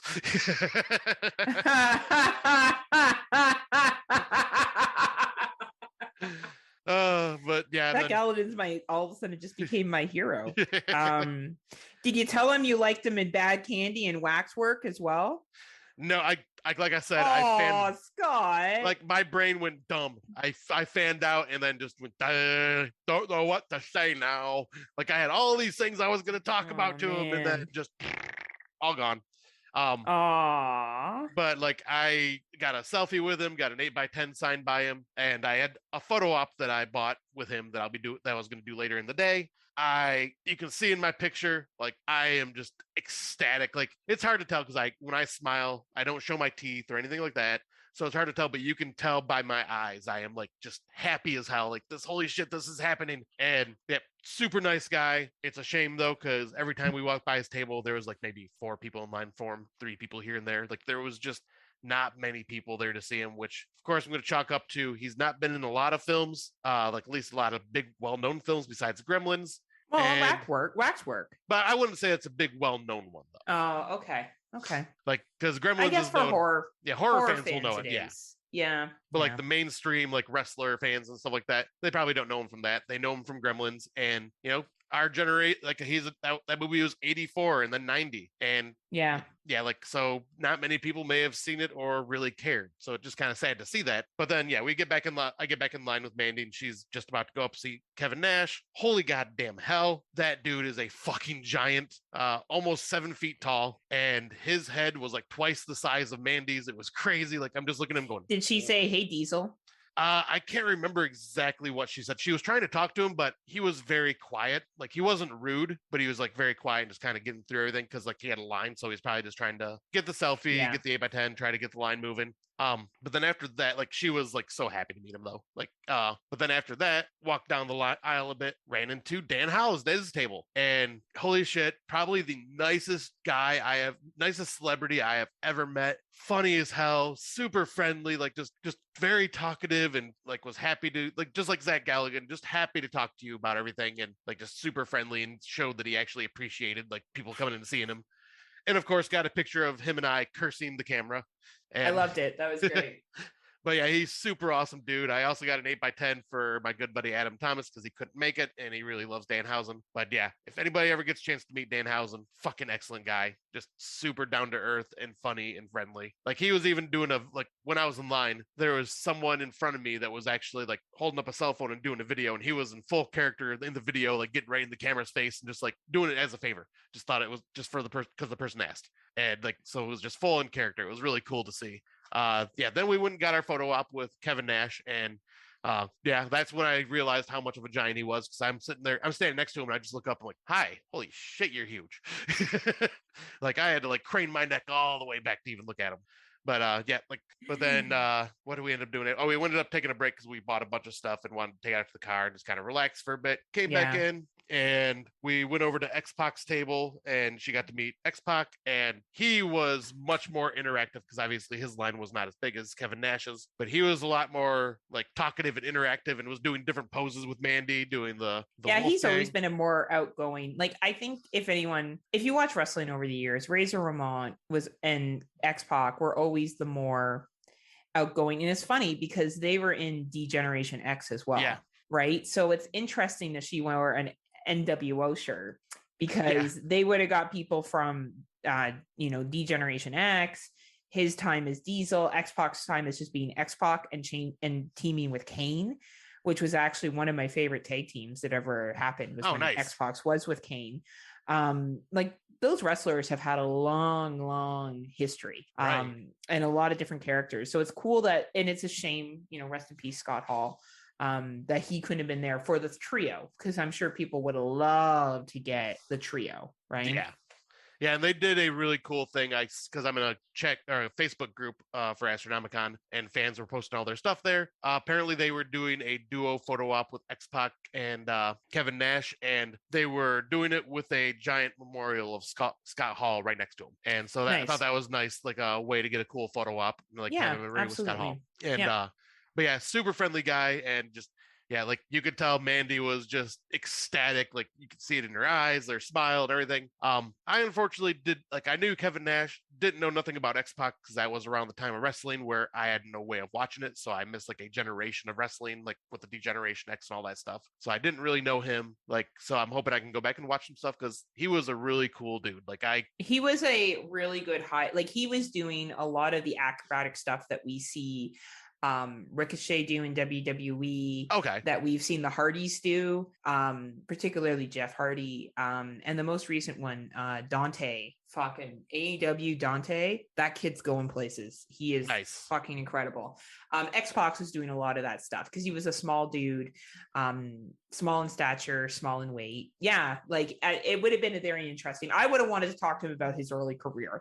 I probably would have stayed away from NWO because I don't think he did that much in NWO. I would want to talk to him when he came in and when he tagged with Kane. Honestly, is probably what my favorite times of him was. But no offense, I'm a really hardcore wrestling fan, and I've been dedicated for years watching it, right? Unless you were really, really into it, you would have seen it. Yeah, then we ended up, I think that was pretty much all the celebrity stuff, and then, we went and watched a bunch of really cool stuff. I posted a bunch of pictures on my page. I'll share to our podcast when I release the episode. You got some really good shit, too. You picked up some great finds. Yeah, one of the cool things I'm wearing right now, and that is this really awesome Evil Dead shirt that Mandy got for me. Yeah, it's nice. Really good artwork. Yeah, what sold me on it, though, I can't do it because it's hard to turn around, but on the back of it, there's even stuff, and it is in that ghostly writing that the Evil Dead movie has, and it just says, "Join us. Join us, join us." Nice. It's like us with the Johnny Friday Nightmares. That's exactly how we are, right? Nice. Yeah, so it's a really awesome shirt. But yeah, ton of Gremlins memorabilia that I bought. Finally got a vinyl poster of Gremlins 1 and Gremlins 2. So now I actually have real posters of both the movies, which makes me happy. And yeah, then we did the photo op with Zach Galligan at 6:45. So this was a long freaking day. Because we had to you guys invested. Yeah. But this is where Scott went to heaven. And it was a photo op with Zach Galligan, where I'm sitting here going, originally I'm going, I'm not going to invest in a photo op. It's just, us standing around, blah, blah, blah, whatever. I'll just get a selfie. Then they announced that, no, for Zach Galligan, they were recreating the theater scene from Gremlins 1 with you sitting next to him in theater seats, and there being gremlins all around you and having a backdrop of the movie theater with all the gremlins. I'm going, fuck, that is awesome. Okay, that is pretty cool. I got to do it. And yeah, that was such an awesome picture because they have this big screen backdrop with all the gremlins in the theater, and then they have 4 regular seats, and you sit next to Zach Galligan. He has Gizmo in his lap, and there's other like the replicas of the gremlins next to each of us. So Mandy held one and I held one, and then there was another one on each side of us. And yeah, the photo looks freaking awesome. I can't wait to frame that and hang that up somewhere, because that, holy shit, that was an amazing experience, and I'm glad I bought the photo op for that one, because that was incredible. And yeah, this convention in general was just awesome. So much fun. And well, I will also share this picture because Smoke Show Crawford, he's become so popular that he has now become a Funko Pop finally. It's true. It's true. And even then, he'll still be like, you'll have a Funko Pop, you'll have the memes, you have the nickname. I get told by one person I'm their favorite podcaster, and Scott loses his diva mind because no one said that to him. He gets everything else, but because one person says that I'm their favorite podcaster, he's devastated. I mean, and to be fair, it's not really a Funko Pop that I got turned into, but it is a giant Funko Pop box. Oh no, we're gonna sell them on Friday Nightmares page. Scott's already put in his first order for 15 just for himself to put around his house. Because who's the Scott Crawford? Who's the Scott Crawford? Yeah. Oh my God. How the name Scott Crawford has become associated with a raging heart on is probably the funniest thing about this podcast. I love it. What we will have to walk away from is like, not like my name's associated with wet pussies. Like your name is associated with a raging heart on. And I just think that's amazing. I'm so glad incredible. You guys had a good time. It sounds like it was a great event, well attended, lots of people, what we want to see. And, good news moving forward for the horror genre and for wrestling and everyone coming together and getting to enjoy stuff like this again. I think that's really nice. Yeah, and very awesome people that run the place. Twisted was very interactive with all their fans, and even did a live show afterwards after it was all said and done. And then I found out not only did they host a concert after the convention, in the same place, but they also had if you were a Saturday pass holder or a VIP weekend pass holder, you could go into a theater room in this manner and watch Amityville Horror 2: The Possession with Twisted.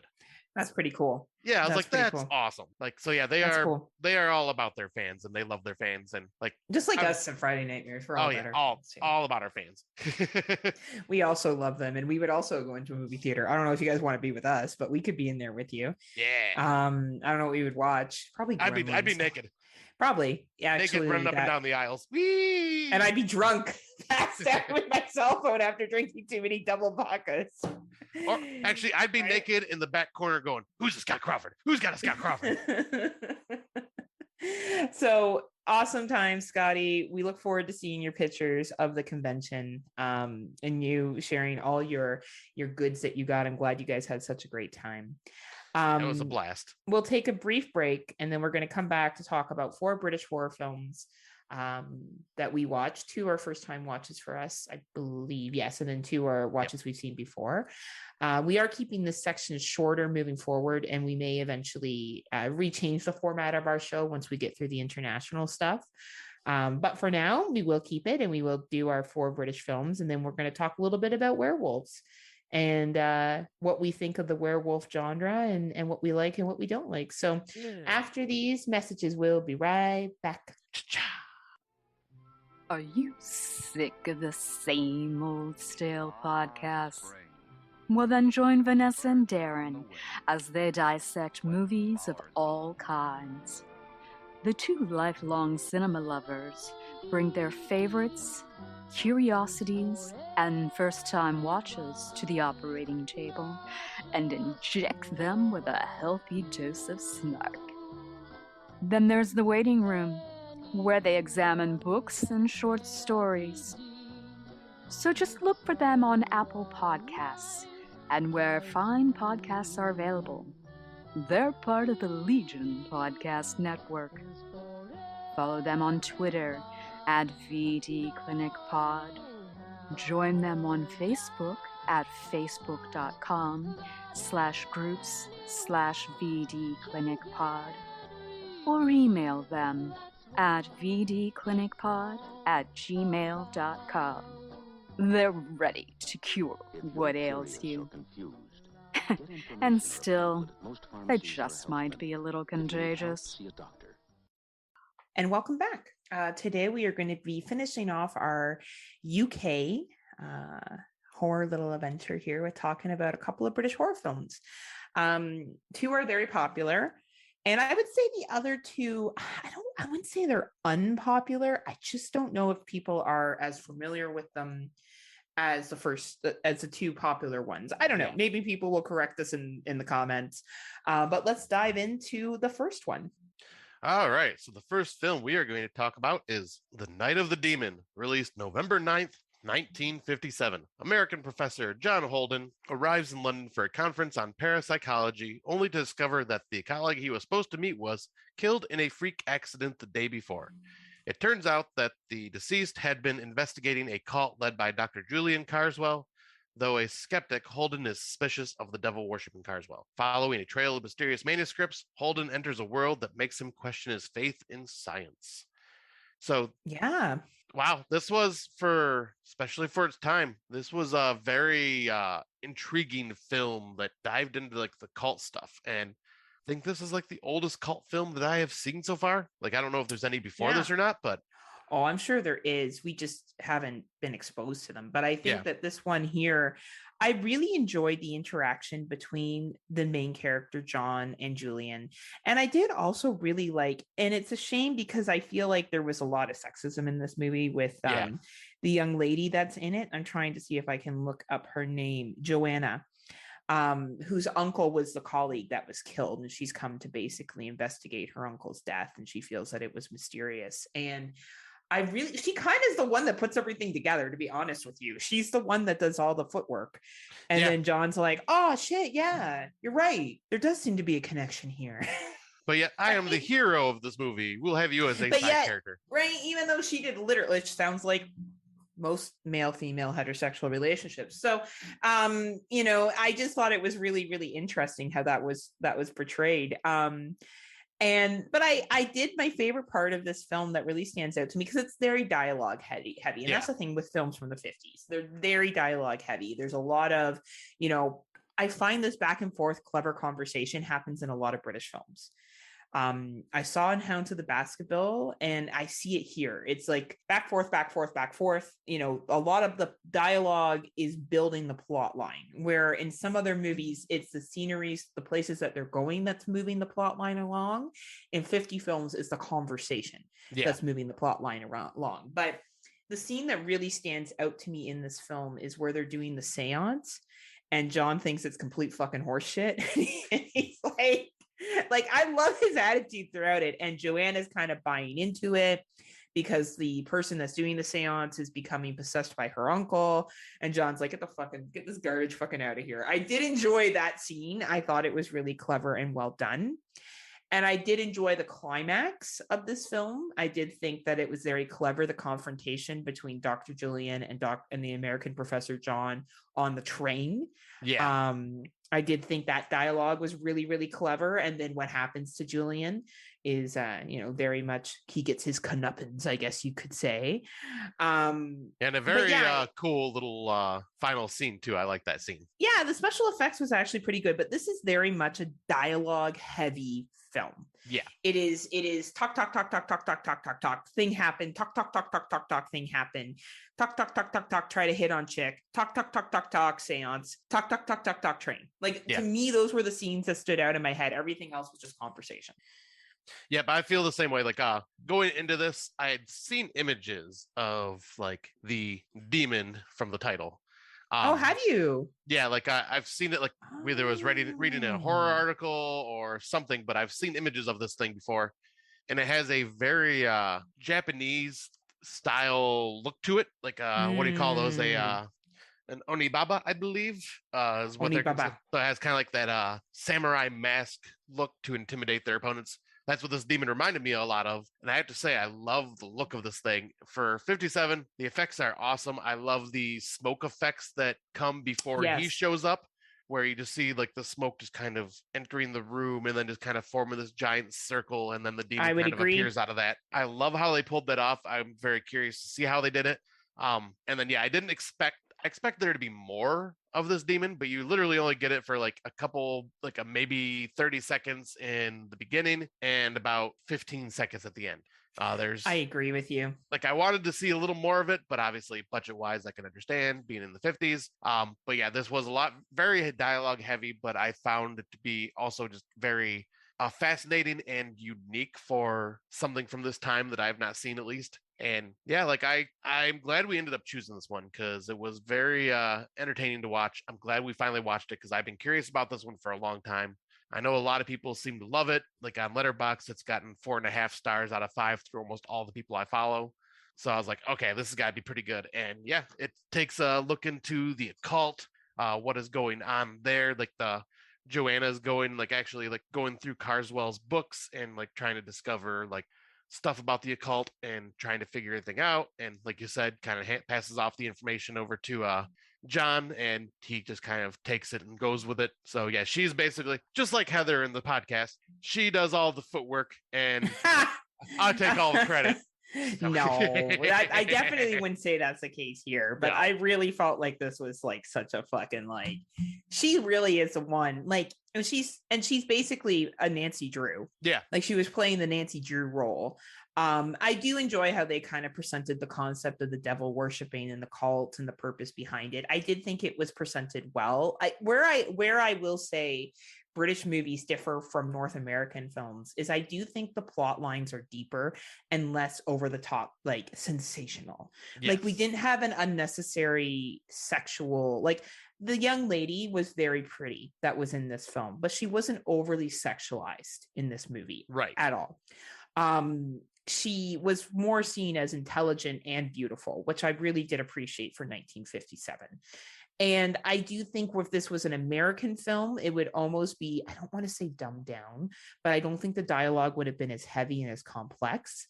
I feel like with a British film, it's a little bit more complicated and a little bit more deeper in storytelling wise. Yeah, I think American film would have relied more on effects and more of the demon, where this didn't need it. Like it just relied on the conversations and the investigations into it. Yes. And you know, and that's fine. Like I think this movie for a 1957 cult film is interesting. If you're a cult film completist, I think you should watch this film. Yep, agreed. If you're not, I don't know if this is a 1957 movie that you really need to jump onto, but I think if you like cult films, this is, and you want to see, you know, the like some of the original films and the way that Britain presents it, I think it's definitely worth your time. Yeah, I completely agree. Like this is a very fascinating film that, like doesn't get a lot of attention. But speaking of films that definitely get a lot of attention. Oh, man. Yeah. All right. So we are talking about An American Werewolf in London. I don't know if anybody's ever heard of it. You know, just a low budget, not well-known film at all. No, not at all. Released August 21st, 1981. David and Jack, two American college students who are backpacking through Britain when a large wolf attacks them. David survives with a bite, but Jack is brutally killed. As David heals in the hospital, he's plagued by violent nightmares of his mutilated friend, who warns David that he is becoming a werewolf. When David discovers the horrible truth, he contemplates committing suicide before the next full moon causes him to transform from man to murderous beast. This is obviously like this one's been talked about a million times. Everyone has seen this film, but you know, there is a reason why. That is because this film is very well done with its characters, with its special effects, a different take on werewolves. And it has this one thing I have to bring up is I love the soundtrack and how every song relates to the moon. Yes. And it's done so well. Like this is like you feel for David and like everything he is going through because he is such a just nice guy and just like and he's stuck in another country healing from his wounds, doesn't know anybody, his best friend has been killed, and then all of a sudden starts dealing with these nightmares with his best friend, who once again, practical effects in this fucking incredible. His best friend is looking more and more decayed as time goes on, and like the effects there are just amazing.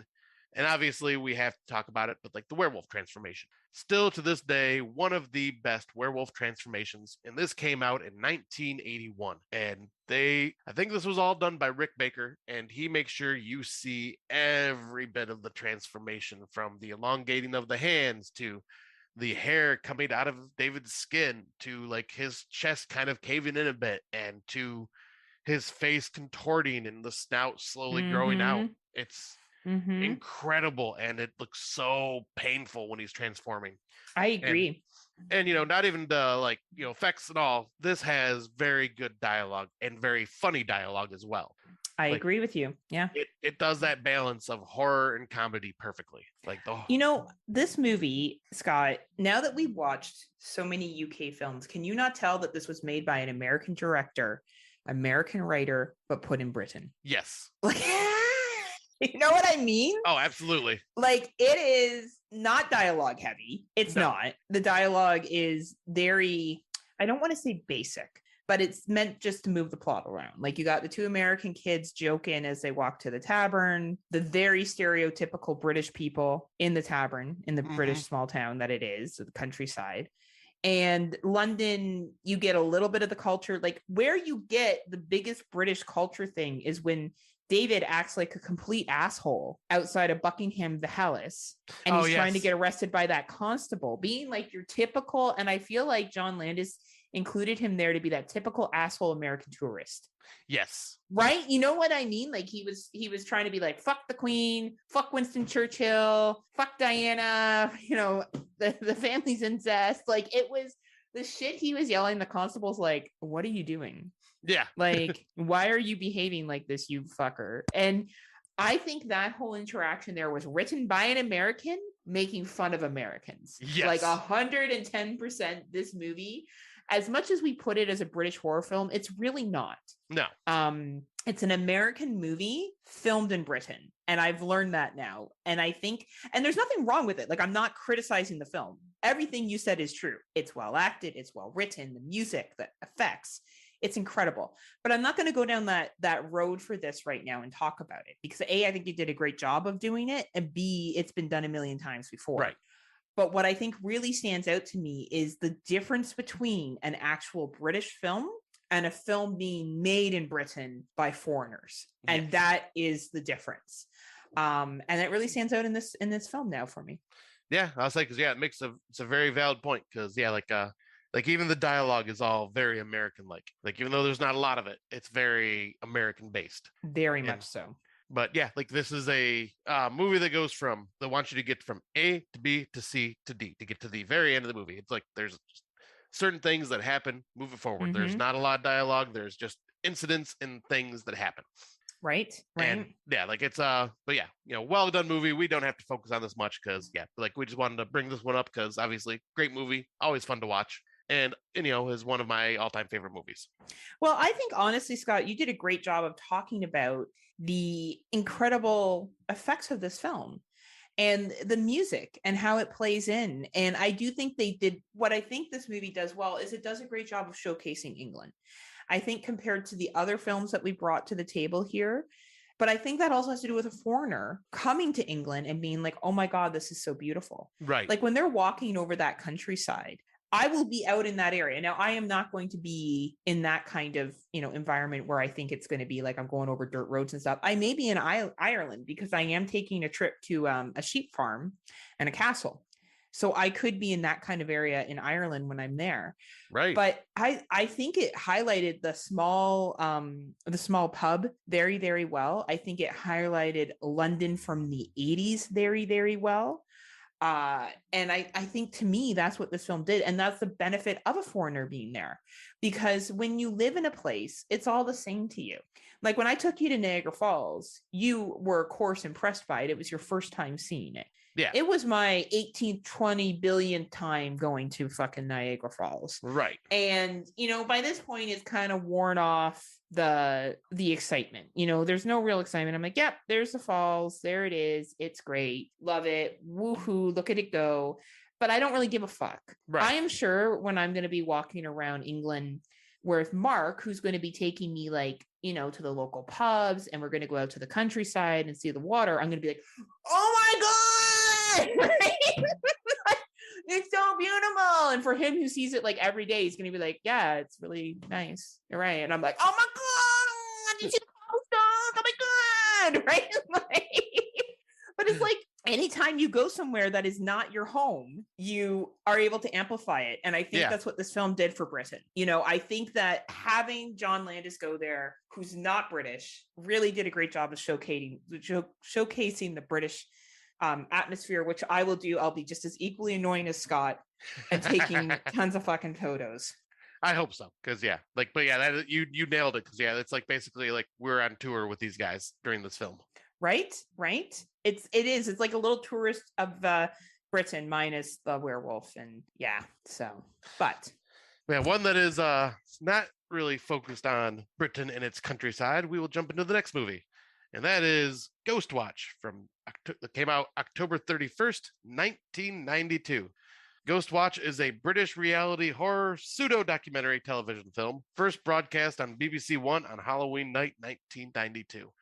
So this is definitely one of those like mockumentary style found footage type films where this news crew shows up to this house where this family say that it is haunted. They are being haunted by this ghost or something that is happening in this house. Strange phenomena is happening.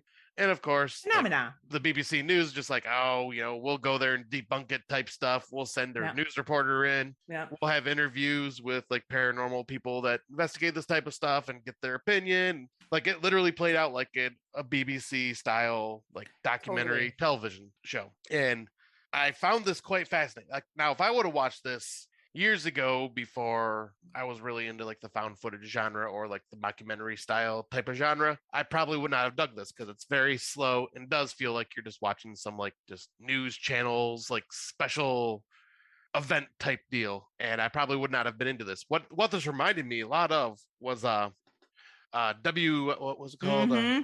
WNF. Yes, WNF. Halloween special. Yes, it reminded me a lot of that. Who I think this movie totally, by the way, WNF was made in 2013. So they were heavily inspired. Inspiration from Ghost Watch 1992. Yeah.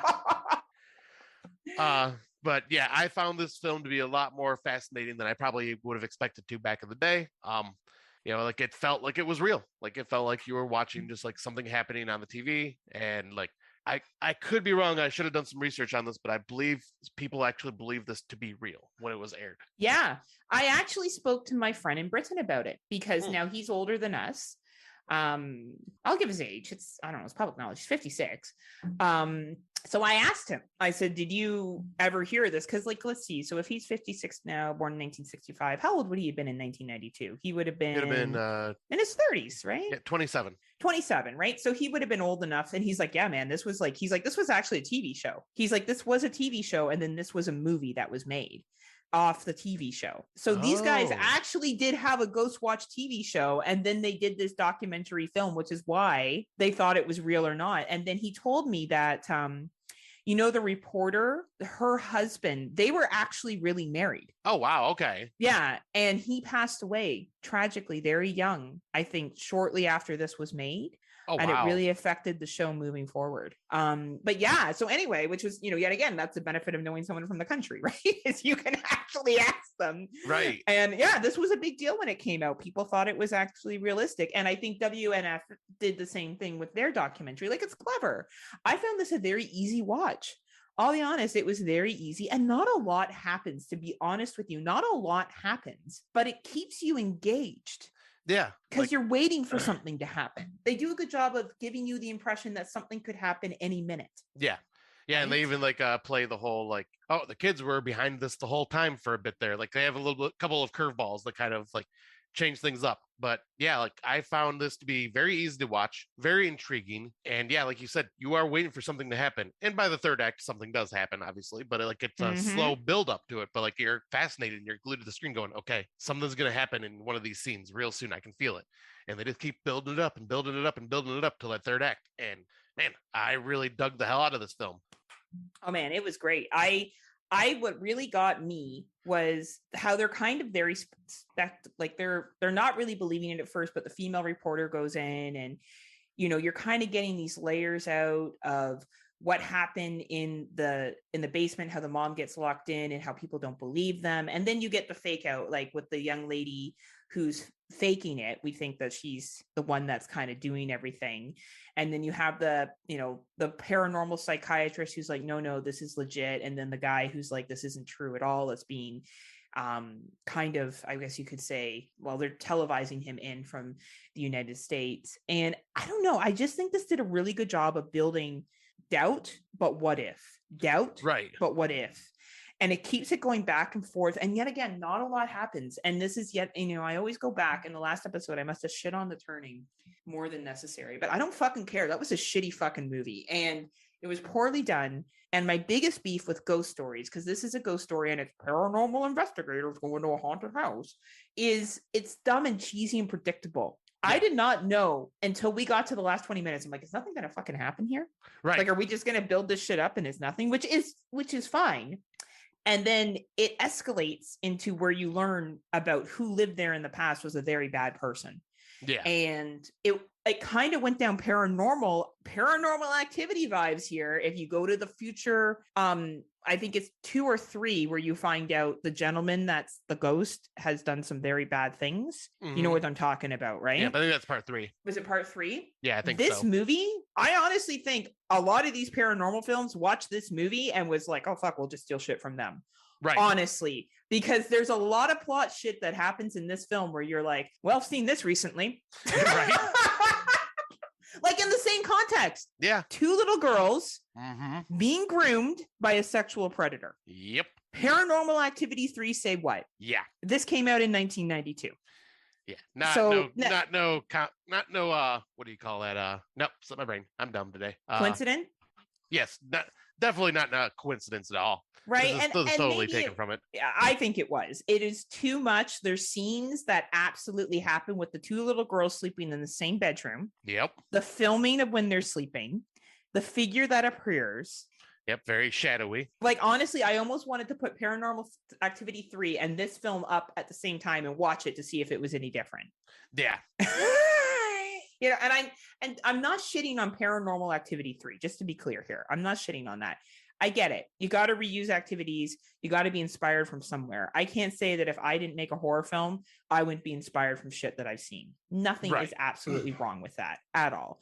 I'm just trying to say that this movie did it first. That's all, right? And I want to give it credit for that. I want to acknowledge that this probably not super well-known British film that was presented as a television film back in 1992, broadcast on Halloween night, did it first. Yeah. And they did a lot of other stuff first. And I think they should be acknowledged for that. What did you think of like the ending in the studio? Because basically what happens is like everywhere demons are coming out, dogs are barking everywhere, chaos is happening everywhere. What did you think of that ending? I loved it. I love that it was like this down dark ending, like that you didn't know what the fuck happened. Just the studio lights go out, shit starts flying across the room. Everyone escapes except for the main host of the show, who's just like, yeah, everyone's gone now. It's just me. And it's like, and then all of a sudden you just like, I think you hear screaming and it just goes black. Mm-hmm. Like I love that ending. Like it's just like a holy shit. I can see why people freaked out when they thought this was real. Well, especially because it's being presented like an actual documentary that's occurring. And it definitely has a very British feel to it, even when she's having disagreements with stuff and the paranormal doctor or the psychologist. It's so fascinating. And the way that they build the characters and the way that they build the relationships of this film, like this is a paranormal found footage, mockumentary film that needs to be watched. Yes. I think if you haven't watched this film, you're really missing out on the history of mockumentaries. Yeah. Like I really do think that this opened the door for a lot of paranormal films, a lot of mockumentary films, and it may not be your favorite mockumentary, and that's okay. But it's really, really well done, and it's an easy watch, and you can see where a lot of other mockumentary paranormal films got their inspiration. Oh, absolutely. Right? Yeah, this was really fucking well done. Like this is something that, everybody that's, like you were saying, mockumentary style films, check this out, because this is really, really good. And creepy. Very much so. And I did think we had to ask our friend to find it for us, but You can rent it, I believe, and it may be on your Prime. Depending where you are in the world, it may be more accessible to you than it is in North America. But if you can't access it, I totally recommend it. Yes, absolutely. This was a nice surprise that I was very happy that we watched for the show. Absolutely, for sure. And now we're going to talk about the final film in our one. And we watched together. Yes, we did. And definitely another well-known one. But this is Shaun of the Dead, released April 9th, 2004. Shaun is a 30-something loser with a dull, easy existence. When he's not working at the electronics store, he lives with his slovenly best friend Ed in a small flat on the outskirts of London. The only unpredictable element in his life is his girlfriend, Liz, who wishes desperately for Shaun to grow up and be a man. When the town is inexplicably overrun with zombies, Shaun must rise to the occasion and protect both Liz and his mother from the zombie invasion. This was one of I think this is Edgar Wright's very first feature film. Was it really his first? Yep. Before this, all he did, or I'm not sure if all he did, but what he worked on was the British TV series Spaced, which also starred Simon Pegg and Nick Frost, and which is where he started working with them, and and also has a couple reoccurring characters in Shaun of the Dead. Were also in Spaced as well. But yeah, this movie, if I remember everything correctly, him and Simon Pegg got inspired to do this film, not only obviously because they're huge fans of George A. Romero's Dead trilogy or Dead quadrilogy, or whatever you call of the Dead films. But they also did a small segment in one of the episodes of Spaced where the main character, played by Simon Pegg, is playing Resident Evil, and he passes out because he was stoned, and he falls asleep and has a nightmare of Resident Evil being real and the zombies are attacking him. He's going around shooting them and killing them. And you can see that, this was where Shaun of the Dead the seed of the film kind of came to be, and just kind of expanded upon that. And wow, like this is a very British horror comedy, very British the very British style dry humor. Oh man, so brilliantly written. And not only is it funny as hell and just very entertaining, and all the characters are likable or despicable depending on who you are looking at. They do such an amazing job of also making this a legit horror film that does such a great job of homaging George Romero's Dead. Like this film does everything right. Like this is a 10 out of 10 horror comedy for me that also hits with the feels and the horror at the same time. It's funny. You said something about like the characters in this. When I first saw this, it came out in 2004. I was 21. I was like, oh man, why is that roommate such an asshole? Now watching it in like 2022, I'm like, fuck, why is Nick Frost such an asshole? Yeah. I now emphasize with the roommate. Yeah. You know what I mean? I mean, you got a jobless bum that literally sits there and plays video games all day long, says that he will sell weed to bring in money, but every time someone calls him to buy weed, he's like, nah, man, I ain't got nothing. It just never fucking sells weed the whole time. And he is a complete dick to his Shaun's other roommate, like constantly, when the dude's working his ass off and just wanting to live a regular life. So like adult Scott, I feel for that roommate. Oh, don't you though? Honestly, like I was fucking watching this movie and I'm like, yeah, man, you're fucking right, roommate. That guy's a fucking loser. Right. And like you even have every right to yell at Shaun, even though like Shaun does work is a good roommate, but Shaun lets this happen. So and you he's have every right also a loser. Like he is a loser. Like when you're watching this film at 21, you're like, oh, Shaun's not that bad. When you're watching this film at fucking 39, I'm like, bitch, what you doing with him? Right. Cut your fucking cord. Like this dude's a fucking loser.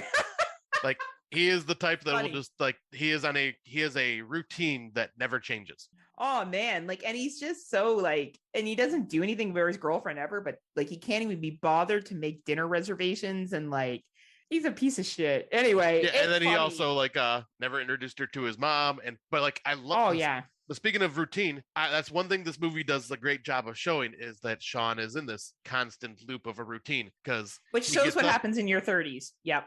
I was like, because he just gets up, shows him go to the bathroom, get ready, shows him walk out the door, start walking through the town, go to this gas station, buy his smokes or whatever he's buying, his drinks, comes back out, goes back outside, runs into the exact same people every time on his way home, And then, you know, it's like, and then he does that routine again later on when the zombie invasion has happened. And he's just so just like in that routine that he is not observing that everyone that he ran into originally is now a zombie. So he's just like, yeah, whatever, just kind of getting through his doing the motions over and over again. Like I love how they show that. Like it's like, yeah, this is a legit routine that he does every day before work and every day after work. Yep, absolutely. It's so well done. You know, and I think the difference, you know, and yet again, we're not going to analyze the film as much. Well, I'm not going to, because like it's been analyzed to death. But the thing that really stood out to me watching this is a difference between someone who is British making a film in Britain, because he doesn't really fucking highlight anything. No. Unlike American Werewolf in London, which is basically a tourism video for come to Britain. Right. And here's some werewolves. You have this film where it's like, yeah, here's like the rugged working class of Britain. Yeah. The reality is most people have 3 roommates in a flat because it's expensive to live in Britain, as I've been learning from my friends that live there, especially Kate and Matt have told me how expensive London is, and just the price to be in London. Like it's expensive. And also, what was I going to say? The kind of like the mundane going to the pub, and like that's what they do. Like that's what they do. They go out to the pub, and it's a very much like day in day out same kind of jazz, showing the streets, showing the like the neighbors and like the commute, like even the lawns and the backyards and shit. Like it's totally a British film made in Britain about a zombie outbreak occurring. Yes, definitely. Obviously, we know it plays homage to, you know, George A. Romano, but it's also just like, yeah, it's like a regular British day. Yeah. It's like watching Coronation Street with zombies, only better. Yeah. And, you know, where you have a film like American Werewolf in London, which is telling the story, but at the same time telling it for an American audience, because it's like, okay, we're going to show you these vast countrysides and stuff. Like British people are like, I don't give a fuck. We know what it looks like. It's fine. It's like if someone showed me a video or a movie that had to do with Canada and it was like, oh, look at the vast Canadian shield. I'm like, yeah, it's fucking rocks and trees and water. I know what it looks like. I've been there a billion fucking times before. You know, you wouldn't have the same appreciation for it. And I really appreciate this about this film. Everything you said, I agree with, but I think I love the true British humor, the true British dialogue, and the true British daily interactions that they make fun of in this. I think it's great. It's awesome. Yeah. And also I gotta give it a point this out, but like Edgar Wright, you can see the editing stylings in Shaun of the Dead. You can definitely see in all of his future films too. Like, and then, you know, obviously with Last Night in Soho, with the dance scene where he's cutting back and forth between Anya Taylor-Joy and the other girl, I forget her name, but like just kind of cutting back and forth while they're doing the exact dance, and like the editing in that beautiful. And like, yeah, he has that editing styling here, and it's beautiful, and like does things to the beats of music, which he uses in I can't remember the movie, but I had Kevin Spacey in it, Baby Driver. He does that in that. So yeah, like he's very good at what he does, and you can see like this was his first feature film, and like he just kept getting better and better and better as he kept going, and I love it.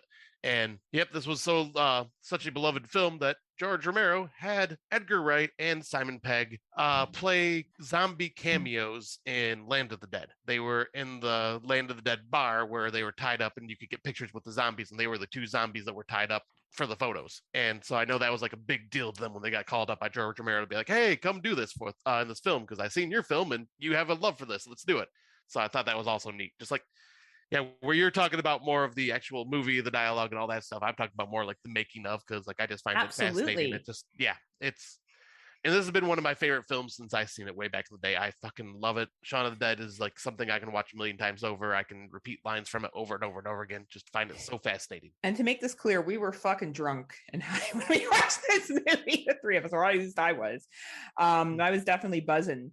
And it's a great movie to watch buzzed. We ate pizza and we had snackies, and it's so like there's some sad parts in it, like where his mom turns and he has to shoot her and stuff, but like you're right, we're talking more about the making and just, you know, the perception of how it's filmed and put together. And I definitely can say by the end of all this, in the UK films that we watched, whether they're being films that we've known and loved or films that we didn't realize inspired a lot of other films, I feel like we've really learned a lot. Like, I know that sounds like really cheesy, but I feel like I've learned more about the filming of stuff from the UK, whether it be Scotland, Wales, Ireland, or Britain.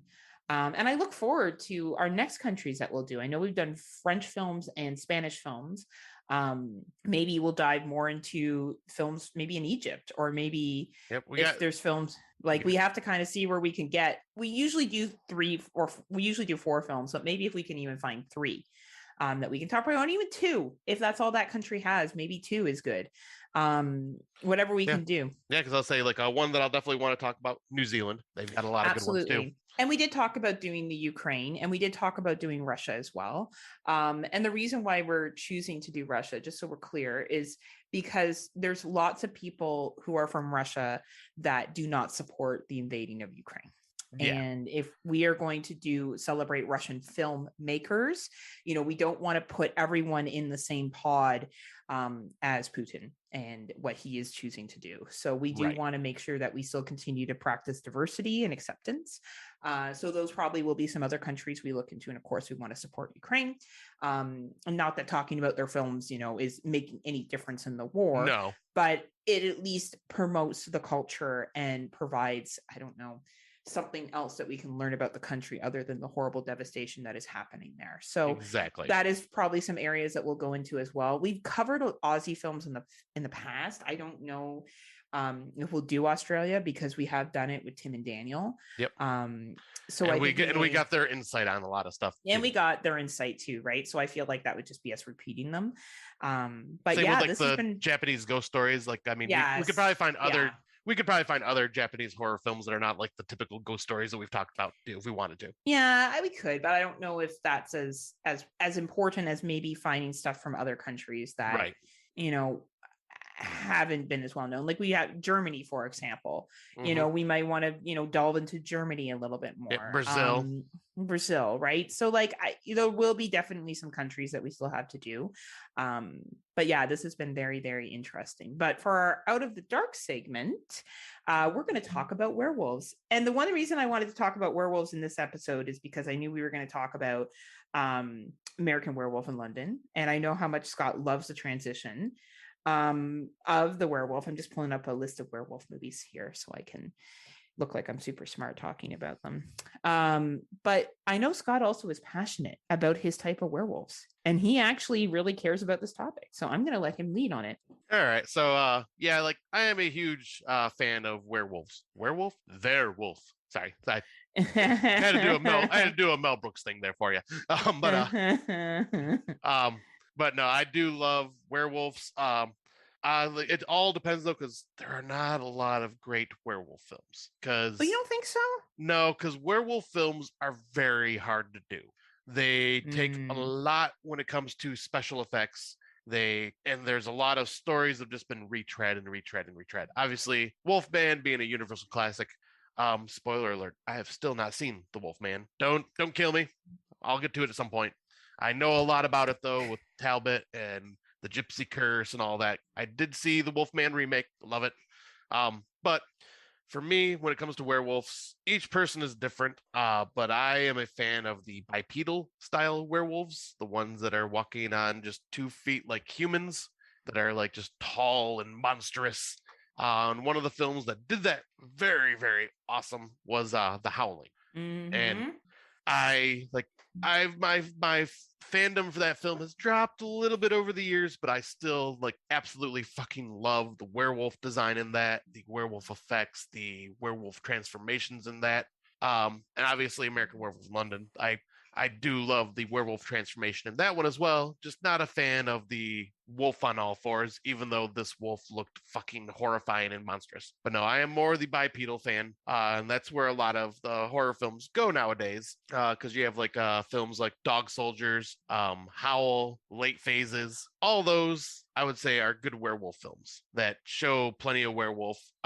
Tim Davis on the Horror for Dummies went on a rant few episodes back on their show, going on a rant about how you're promoting this movie to be a werewolf film, but you don't give me a goddamn werewolf. And one of those was a film called Bloodthirsty from last year that he went on this rant about. It showed like the very, very early transformation of a werewolf, but never showed the full-blown werewolf. And I know Tim Davis gets upset about that. I do as well, though I'll give the movie a little more credits when it's due. But I also am the fan where it's like, if you're gonna do a werewolf film, go big or go home. There isn't a lot of room for like the low budget werewolf films where it's like, oh, we're gonna talk about like what's going on and like feeling a little bit of the curse, but we're not gonna show the werewolf at all. It's like that is like if you're gonna do a werewolf film, show us the werewolf. Like, what about in a comedy film like Werewolves Within? They showed the werewolf. But like right at the end. Yeah. And that was okay? You didn't think it needed to be in there more? I would have liked it to be in there more, but I also, like, that film did a great job of just like character dialogue. And like I said, I can give movies credit where credit is due. Like, if you're not going to show the werewolf that much, at least make the movie entertaining to move along. Werewolves Within did that. Yeah, I would have loved to see a little more of the werewolf, but at the same time, like, they at least showed you a werewolf. Where, bloodthirsty, you see her just kind of have like fangs and not really much else.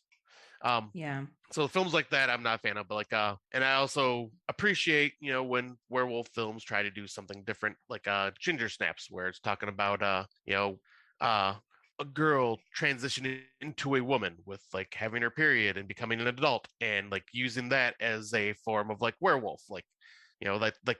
She's having changes in her body. Well, in this movie, her changes in her body are quite physical. But yes, they are. I love that about that film. I like how they can use that as a metaphor. And like Ginger Snaps is a very good thing about that. The werewolf in that, I could take it or leave it. It's a wolfless or a hairless werewolf. But at the same time, I love the story, and they do show a werewolf, and it's vicious and mean. And same with The Cursed. That they show werewolves in that, and that is a different take on a werewolf, which I absolutely love. The Curse 2021, right? No, yeah, 2020, 2022. Because there's another Curse that came out in like the early 2000s. We're not talking about that one, everyone. We're not talking about that one. We're talking Wes Craven, what did you do? Yeah. We're talking about the most recent one, and I agree with you, Scott. I think the thing that stands out to me in The Curse that just came out is the scene where they kill the wolf and then she's inside, the body's inside, and it's all fucked up, and like that whole concept of that curse and the fangs, and oh man, it's that movie is like, and that to me is a great fucking werewolf film, but also made in Ireland and by people where the legend actually began. So and not a lot of like, not a ton of CGI. Where that's where a lot of like, you could do CGI in werewolf movies. Sure, no problem. I get it. Werewolf transformations with practical effects, very tough to do. So yeah, I have no problem with the CGI werewolf transformations. But yeah, just show us a werewolf and make your werewolf movie good. Like, unfortunately, Wes Craven's Cursed movie was not good. Yeah, I never saw it. Now there's a movie, I feel like, have you seen it, called Weir? No, I have heard of this one. WER, and it's in France, and a female attorney defends a murder suspect who brutish appearance and a deadly secret, and I guess it's supposed to be a werewolf film. I'll say I've heard of it. It's definitely what I want to watch. I'll have to see if I can find it. Yeah, we'll have to check it out. One of the werewolf films that really stuck out to me that I saw was Hollow from 2015, about the train in London. Yep. I thought that was a fucking exceptional werewolf film. I love the werewolves that they showed. I love the buildup of the characters and what was going on. So yeah. Yep, that and Late Phases were some from like the 2010s that I thought were really good. I don't know if you've seen Late Phases, where the werewolf takes over at a senior living facility. No, but I should watch that. That would totally be up my alley. I think you've mentioned it to me before, but I'll be honest, my werewolf knowledge is very limited. Like, I'm looking at these werewolf movies and seeing how little I've actually seen. Like, for goodness sakes, they consider Twilight werewolf movies, and I've seen the Twilight films. And yeah, you know what? They transfer into wolves in that film. It's not werewolves; they transfer into actual wolves. Yep, and that is in indigenous culture type. Yeah, they're right? They're shapeshifters, not werewolves. Right, and I think that's it falls into the werewolf category, but it is following indigenous culture, right? Which we're obviously, as two fucking white people, not going to criticize. Let's make right, exactly. Right, and whether how you feel about the Twilight films or not is separate than how you feel about the indigenous culture part of it. I agree with you about Ginger Snaps. I think that's a really good slow burn of how she turns into how she's turning into a werewolf. I think the movie Wolf with Jack with Jack Nicholson Nicholson, and Michelle Pfeiffer was always really cool. I enjoy the part where he's like trying to jump out of the cage at the end. I always thought that part was really, really fucking awesome. I've never seen Silver Bullet. Oh, Silver Bullet, also another very good one. I forgot to mention that one, but that's also a bipedal werewolf, and that werewolf is terrifying looking. And it's a Stephen King story, so the story itself is always going to be good. And like this one it's definitely that 80s style. Like it's very good. Highly recommend that one as well. And I haven't seen the original Wolfman with Lonnie Chaney Jr. So, I feel very naive in that area. I can't really speak to that. I do like when the werewolves are bipedal. I agree with you. I don't mind the standing upright one, like the one that's portrayed in Teen Wolf. I think is comical. Well, that's the ones I like, the bipedal ones, the ones that are standing bipedal. Like sorry, wrong. I like the ones that are running around like wolvesies. Okay. Right. So what's not bipedal? Is that pedal? Yeah, quadpedal, I guess. I don't know. Quadpedal? I don't know. We're very smart here on Friday Night, so we really know terms. I like it when they look like wolves and they run around like puppies. And I like puppies, and that's why I like those wolves. I do like when to go fast, they kind of like get down on all fours. I like when they get down on all fours. And I like when they run because they get the speed up. Yeah. You know what I mean? They got 4 legs instead of 2, so they can go a lot quicker. And I think that's what I liked about the Howl movie, is that they were able to kind of stalk them and get them. Same with American Werewolf in London. I do like that look a little bit more. Bipedal, I think, is more humanish, which I think is still cool. But I do like when they turn into wolves. I even do like when they turn into full out wolves, like you become a wolf and you're just like super fucking killing, all that kind of shit. Now, what do we think about the different mythology when it comes to how you turn into a wolf? So we got, in Curse 2022, you would just get bit by the silver teeth.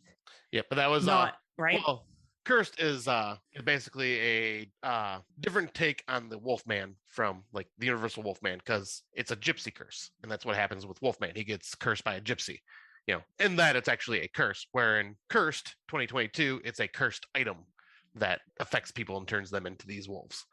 So that is my favorite mythology, because I love. No, I thought it was the teeth. No, the teeth. Yeah, that's the cursed item. The gypsy cursed the item. But the teeth has to bite you, isn't it? Yes. Yeah. That's why it's like I'm saying, like it's a cursed item where when it bites you, it's what turns you. Yes. But yeah, that is like my favorite type of mythology, is just the gypsy mythology, because there isn't a lot of things that involve gypsy horror. Yes, I agree. When it comes to the werewolf mythology, because I know in Wolf with Jack Nicholson, he was bit. Howl, it was being bit as well. And the transition always seems to be a little bit slower. In some cases, you die. In some cases, like an American Werewolf in London, you live, but then you transfer into the wolf when the moon is full. And I always think it's funny that it always corresponds to the full moon, and that nothing can really kill you but silver. And I think that's consistent in all the films, is silver. And I think maybe burning to death. Like, is that a thing too, or no? I think in some werewolf films, but the only one that the silver is not consistent in is American Werewolf in London, because he can get killed by regular bullets. Yes, because they shoot him and he dies. We think he dies. Yeah, we don't really know. But yeah, I like that the curse that, there are like the certain werewolf movies where when they get bit, they like transform like almost immediately, where they almost treat it like a zombie virus. But I like the ones where it's more, you get bit and it could take up to a month for the next full moon to be here. And that's when you start to transform. Like you'll suffer and deal with these images and all of a sudden craving blood and meat and all that stuff, and have like some animalistic urges and be a little more cranky, but you don't actually transform into the wolf till the full moon. And I like that. I like that a lot more, because with this film, like with werewolves, one thing I love about them for the most part, like a lot of the like classics, is the person that is cursed is usually a good person that is unfortunately cursed with this thing that will turn them into a bloodthirsty, murderous monster, and that they just can't help themselves. Absolutely. I think you're 100% right. And I think that and in werewolf films, it tends to be a good person. It tends to be someone who's of the innocent that kind of ends up being put in this really shitty situation with being turned into a wolf. I think you really hit the nail on the head there, Scotty, with that one. It's a really interesting genre, and I realized how little I know about it. Like, I've really listed the films I've seen it, The Howling. I haven't seen Silver Bullet. I've seen Ginger Snaps. Like, I think I've seen some, and there's a lot of course shitty werewolf films that are out there, but it's really hard to sort through following the quality one. I think you're right, it's hard. It's a film it's a genre that's hard to do well, just because of the transition and showing the wolf, and what kind of wolf do you make, and how much money do you have, and what kind of budget can you do, and it's a really interesting concept. We haven't talked about Underworld, and that came up with the werewolf shit, that there's werewolves in Underworld as well. Right. I haven't seen Underworld in so long. I couldn't either start to talk about it. Like, I don't even remember it, to be honest with you. I blank comes to my mind when I think of Underworld. But I really look forward to kind of expanding my knowledge in the werewolf section. So if anyone has suggestions on werewolf films that Scott and I haven't mentioned, please add them to our page, because I really don't know much, and I really would like to kind of expand my knowledge of that genre a little bit more. Yeah, because there are a lot out there, some better than others. Like, it's just one of those genres that's very tough to do unless you have a budget, or unless there's you a lot are of podcasts out there. Yeah, and some are better than ours. But there's only one Friday Nightmares. And that 3 is Exploding Heads Horror Movie Podcast. Yeah. The Horror Returns. 4, Psychosomatic Side Podcast. 5, Horror for Dummies. Horror for Dummies was what I was getting to. Oh my God. Basically everyone else. If you like Scott and I, you'll love them. Right. But yeah, this has been a really fun topic to talk about. So we look forward to seeing everyone again in a couple of weeks. As a friendly reminder, our next episode will not be released until May 27th, which will be about a month off, just due to my travels. Hopefully I don't get bit by a werewolf. Right. Stay off the moors at night. Yeah. Can you imagine though? I wish if I was a werewolf, I would go and kill fucking pedophiles and rapists, men and women. And just find pieces of shit, and mostly men though, because unfortunately it's mostly a male thing, and fuck their shit up. If I was a werewolf, if I could be a werewolf and controlled who I killed, I would do it. Hell yeah. Hands down. Me too. I would. Hands down. So maybe if I meet one, I can negotiate with it and be like, look, I'm fine with this being a curse, but I want control over who I fuck up, and exactly. See I'll let you know how it goes, Scott. All right, please do. I'll let you know how that conversation goes. Good thing I live in the U.S., so you won't be hunting me down right away. I will not be at least on the list. I wouldn't kill you. Well, I mean, if you couldn't help yourself, and you had to go into a murderous rage. But you also look like a wolf. Distance. Look at your beard. True. I would just think you're one of my kind. That is true. That is true. Oh, you would just come there and you would give me belly rubs and be like, "Who's a good Heather? Who's a good Heather? Oh, you want a treat? Oh, you want a treat? Oh, that's a good Heather." I'm sleeping on your floor, all curled up, and protecting you. Werewolf. You keep me like a pet. You we go for walks, and I'm growling at everything that moves, and stealing people's guns in Michigan, and I'd have to boop you on the snout if you chase after my cats. I'd have to boop you on the snout. That's bad, Heather. Bad. You know, right? You entertain me and what's the word? Calm me down by sedating me by giving me cider and nachos. Yes. Yes, perfect. Oh man, that'd be great. Oh, I love anyway, we will be back again in 4 weeks. In the meantime, I don't know what Scott's gonna do. Enjoy his vacation as well, I guess. Yeah, I'll say I won't have to worry about editing for a while after this episode's released. So that'll be a nice little reprieve and just kind of chill, watch some movies, do some watch more than 2 2022s is his goal between now and when we record again. Hopefully he has 4 2022s to talk about. There may only be 4 that I talk about because the others may not be worth watching. Who knows? We'll find out. Who knows? Well, thank you as always to everybody for listening. You can find us on the Legion Network, and you can find Legion Network on any of the podcast apps that you listen to. And finally, if you are not a member of the Legion Patreon yet, Scotty, what are you waiting for? What are you waiting for? What are you waiting for? Please join the Legion Patreon today, and you can get access to awesome shows by Bo and other people on the Legion Podcast Network that do releases. Scott and I used to do that, and we haven't because we've been busy, but we will be doing it again. Yes, when I come back we're in not June. done yet. No. Scott and I, controllers up, cards down, everybody. Message Scott if you want that back. I have nothing to do with why that's not happening now. All right, folks. Scott needs a breaky break from podcasting besides just the main show. A breaky break. Did you say a breaky break? I did say a breaky break. Drinky poos. Walkies. Drinky poos. Yum yums. Yum yums. Other dialogue that you've developed from me. You said something the other day about someone taking their dog for walkies, and I'm like, that's totally because I say fucking walkies all the time. Yep. It rubs off on each other though. Like, one day I'll see Sack Gallagher too. I'll be like, I feel like you're my favorite star because Scott, that guy you met with the beard? Oh, him. Yeah, him. Because he also likes gremlins. He's like, I know. He was weird. I'm like, I know. He wouldn't stop smelling me. But you haven't seen weirder yet, but you will. It's true. Anyway, so we'll see you guys on the 27th. So until then, do you have anything to say to the good people, Scott? Yes. So until next time, kiddies, beware the moors at night. And Heather, I want to say to you, I hope you have a wonderful, safe, and fantastic trip. And just please do not get bit by a werewolf, and just enjoy your time. I feel like it's because you don't want to have to pay for my vaccinations. It gets expensive. Well, thank you, Scotty. I will have a fabulous time. I'm sure I'm doing a ghost walk on the first day that I'm there. So maybe I'll talk about that in our page. I don't know. Yeah, I don't know if anyone really cares about my trip, but we'll see. I'm sure a lot of people do. Right. So anyway, until next time, see you guys later. Yep. Goodbye. Bye.